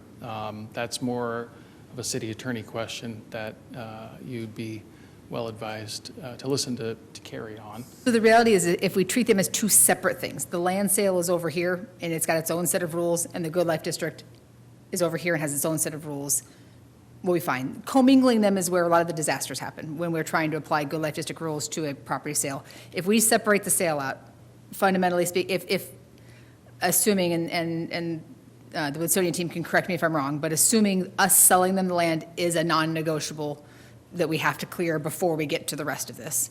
They need ownership of the land to have private development. We would do that land sale separately, just like you sell land. Right. I mean, you guys buy and sell land nearly every council meeting in some variety, an easement, a right-of-way. I mean, you do that all the time. You know those rules. If we separate that out, you make the call. Do you want to sell the land? We get to that fair market, best interest criteria on the clawbacks, so clawbacks, restrictions, covenants. So fundamentally, we come back to you with a land sale proposal that we ideally negotiate that says we'll sell you this chunk of land for this much money with these restrictions. No manufacturing or industrial uses. If you haven't built a sports complex in so many years, we get it back. It could be really fundamental and basic or complicated, your policy call. Then we move on to the Good Life District funding for the project once there's actually a project that they own that can be privately owned. So totally separate deals and sets of rules. If we separate them out like that and you guys are willing to make those policy concessions, relatively easy. Those are policy. The land sale stuff is all policy calls. Do you want to sell it? If so, under what terms? As long as we're clearing that market value, best interest. Appraisals are legal safe harbors. They are great protective things. Can we get, when we start talking about the value of concessions, the swapping of services, for example, with the Y, can we live in the margins a little bit? Yeah, that would be a separate sort of risk assessment outside of this. But I think if you guys understand that we have to separate these two into two different issues, we can move forward relatively easily on negotiating the land sale. That's, I mean, not to say it's, the policy calls are hard for you politically, legally speaking, that's an ordinance and relatively simple, if you guys are okay with it. Okay, sounds good. Anybody else have a question for our bond counselor while he's up here? I see Kent, did you have something to add? Oh, you asked the question, do I have to have an appraisal? No, you do not. We have different laws. Under the community development law, you can convey land below fair market value. The statute says you have to convey land at fair value. And what the difference is what are the strings that come along? And it's really hard for an appraiser to say, what's the fair market value, when all of a sudden your agreement's going to say, oh, by the way, you got to develop a sports complex for us. You know, as long as you decide that there is fair consideration, not fair value, but with all the restrictions, all the safeguards, et cetera, you can set those values, what you think is fair value. To the Y, to the school, or us, or to ourselves, the land. So I just wanted you to know there's not, that's the beauty of these economic development laws. They allow you to do things that if you were doing it under the old traditional way, where you have an extra piece of land, the city's process would probably say, yeah, you better get an appraisal. Because you're just doing a sale. This is so much more than a sale, because of all the other 15 elements we've pointed out to you tonight. All right, well, very good. And so, you know, I've been thinking a little bit longer with my public-private hat on. I think what we're asking you tonight is, do you feel we're at the 80% level? You're still allowing your staff to comment later. They might find something that's really bad, in which case, you know, you're going to say, well, I said that assuming there wasn't a fatal flaw. And then the other thing I think is, because I'm not going to advise my client to turn me loose with anybody if we're not at that junction, in my opinion. And similarly, I would ask that besides your normal city attorney, that Mike Rogers stay involved, because a lot of this deals with public financing and bonds. And you're lucky you got the best guy in the state that knows that stuff and will keep you out of trouble and keep us out of trouble, because if anybody challenges those bonds, you're not in the penalty box. We're probably more in the penalty box because we're the ones that are taking them on. But yeah, you want to be safe too. So it's in both of our interests to be sure we use the brightest mind in the state on public financing, in my opinion. Very good, So thank that'd be my suggestion. Can you say 80% still means your staff can point out fatal flaws, which would taint your 80% decision? But at least we know we're not going to argue something in the weeds when she's thinking you really want right, and I'm thinking they said right, left. Well, just never agree on the weeds. And that's why our framework, we not dummied it down, we simplified it. And if you generally think that's a good framework, turn us loose. If you don't, tell us what's wrong. Okay, and I'm there, and thank you, Mr. Rogers, for your expertise. We appreciate that, too. Mr. Brown? Yeah, I've kind of sat here and listened all night long, and I read through this weekend and read it, and I had a lot of questions. And it pretty well cleared up all my questions, everything that everybody asked, and I kind of sat back quietly and listened. And I agree with the mayor that we need to go into immediate negotiations. I feel I'm at the 80% level, so I think we can do this thing. It's a once-in-a-lifetime opportunity for Grand Island, and we'll never get another chance like this, so we need to work on this and get it done. Mr. Stelp? Thank you, Mr. Mayor. I too have been listening and to everything that's been said, and I support this project. Before the meeting, I was probably at 50%, but I think I've hit that 80% level with both sides coming together. I have a couple questions. Is there a contract with the Y with us? Or if there is not, will there be one, and will we be able to see it? I mean, yes, I would assume there will be some kind of contractual obligation. How that works itself out, I don't think we know yet. I think part of what was presented tonight, Mark, was the idea of, does council want to give this idea a 12-month runway, right? To go into programming, to go into design and costs and those type of things with, DJ and his team kind of leading the efforts on that. So I think that was really the idea, is does the city want to allow this 12-month runway? How they work those things out contractually, I think that'll have to get specified in the future. I don't think anybody knows right now. And I don't want to get into the weeds. I just have a curiosity or an interest to see if there is a contract, and I'd like to have privy to review it or look at it.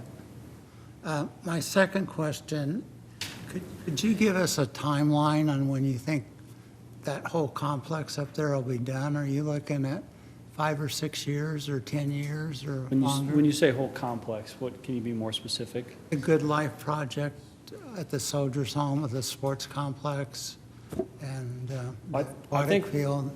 Yeah, I think the critical components, Phase 1 site work, aquatics, sports complex, we had the land acquisition. Eagle Scout Lake. Eagle Scout Lake, that's going to be 36 to 48 months. I mean, those are going to move quickly. Now, obviously, we got to get the bonds, we got to get the public finance piece rolling. So that's the other thing, we really need to get the wheels in motion on that. But those will be done immediately. After that, we talked a lot about these Phase 1B and this checking the box and the collection issue. Those are going to be some things that are just kind of outside of everybody's control. And I think we're going to do what we can to try to help those collections with the state. But until some of that stuff gets shored up, it's kind of hard to say specifically, because that's going to unlock a lot of additional funding. So, but I think those critical components, yeah, within 48 months. There's a lot of things out there that are out of your control, like the tax issues and Right. all the, getting the permits and that big cable that's going through the lake and, Yeah, right, yep. yeah. Mrs. Fisk? I just want to make sure I clarify kind of on our list of the big things, the 80% things. Am I correct that you guys doing the aquatic center, not something you're interested in, want to pass it off to somebody else? Why city? I mean, just not you, right? Would that be a fair? We would like to pass it off to the Y, with Chief being involved on the fundraising. As far as going forward negotiating with you guys, if I'm going to reduce that to a non-negotiable, it's just not it for We want to the aquatic center. We want to allocate the $22 million out of this bond issuance. I just want to make sure I have the list of things right. Mr. O'Neill? I'll be pretty brief here. As I said earlier, we're running out of runway here. And if we get caught in the weeds again on this, there's a possibility this thing might not lift off and everyone gets nothing. And that's not an acceptable outcome in this. This is going to be a big development. It's going to take a long time to build everything out there. And I'm sure there will be problems and questions come up that we're not even thinking about now. And when those come up, we just need to make sure we're handling them in a productive and constructive way. I'm committed to that. I support the mayor's thoughts as well of trying to move this forward too. And I think we have agreements on a lot of this, but we need to find a way to move quickly on this and get it in a path of least resistance to get this outcome of getting these facilities in here. So, thank you. Well, I must say, this is the most complete and well-thought-out proposal that I have seen. I am particularly pleased to see that Woodsonia is partnering with the YMCA and Chief Industries in order to complete this project. That gives me great confidence. I want this project to be 100% privately owned, because everything will be done much faster if it is solely in the hands of a private developer. I am also in favor of the sports complex being privately owned. Over the past many months, we had negotiations that attempted to make this a blending of private and public, but those negotiations frustrated everyone because the rules governing the city are vastly different from the rules governing a private developer. And as Mr. Seacrest said, we ended up wandering in the weeds and encountering total roadblocks that left everybody disheartened and frustrated. The sports complex was always intended by the legislature to be a revenue-generating attraction. This is the legislature's money. And as soon as the sports complex was mentioned, then people said, well, that'll be kind of like a field house too, won't it? No. The intent given to us by the legislature was that the sports complex be a revenue-generating attraction. Now, if under private ownership, the private owner, in this case Woodsonia, can make room for public use, that's fine. But it's not for us to say, we'll decide what the use of the sports complex will be. The legislature has already decided that that is the transformational project. Coming from the private sector myself, I have confidence that a private entity like Woodsonia can operate a revenue-generating business, in this case the sports complex, more efficiently than can a municipal government. Quite frankly, the city's not all that great at development projects. I have confidence the private sector can do it better. I have not lost sight of the fact that the money being used to develop the transformational project is coming from the state, and the state intends that its money will be used to grow revenue and tourism in Grand Island. As stewards who get to handle the state's money, we are expected to fulfill the state's vision. Woodsonia is well suited to accomplish the state's goal if it privately builds and owns the transformational project. If we try to blend the desires of the city with what the state wants to accomplish, we'll end up back again wandering in the weeds and encountering roadblocks and really not getting anywhere. And I agree with the statement. We have to keep this simple. If we get bogged down with thousands of details that frustrate what the state intended us to do, we won't accomplish what we need to do. Now, having Woodsonia privately own and develop the transformational project accomplishes another goal that I want to see, which is to complete the necessary agreements before the end of this month. Now again, if we're going to complicate this by losing sight of what the state wants us to do, that may not happen. For instance, Woodsonia is offered to pay a fair price for the land. That's easy. We can do a purchase agreement which completes the sale of the land in short order. Now, we have to move the fiber optic cable on that property. But we can do a purchase agreement that we would close with Woodsonia after the fiber optic cable is moved.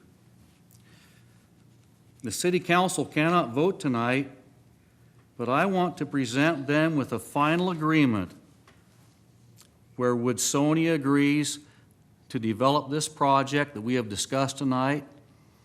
And again, as I said, I want those agreements finalized by the end of this month.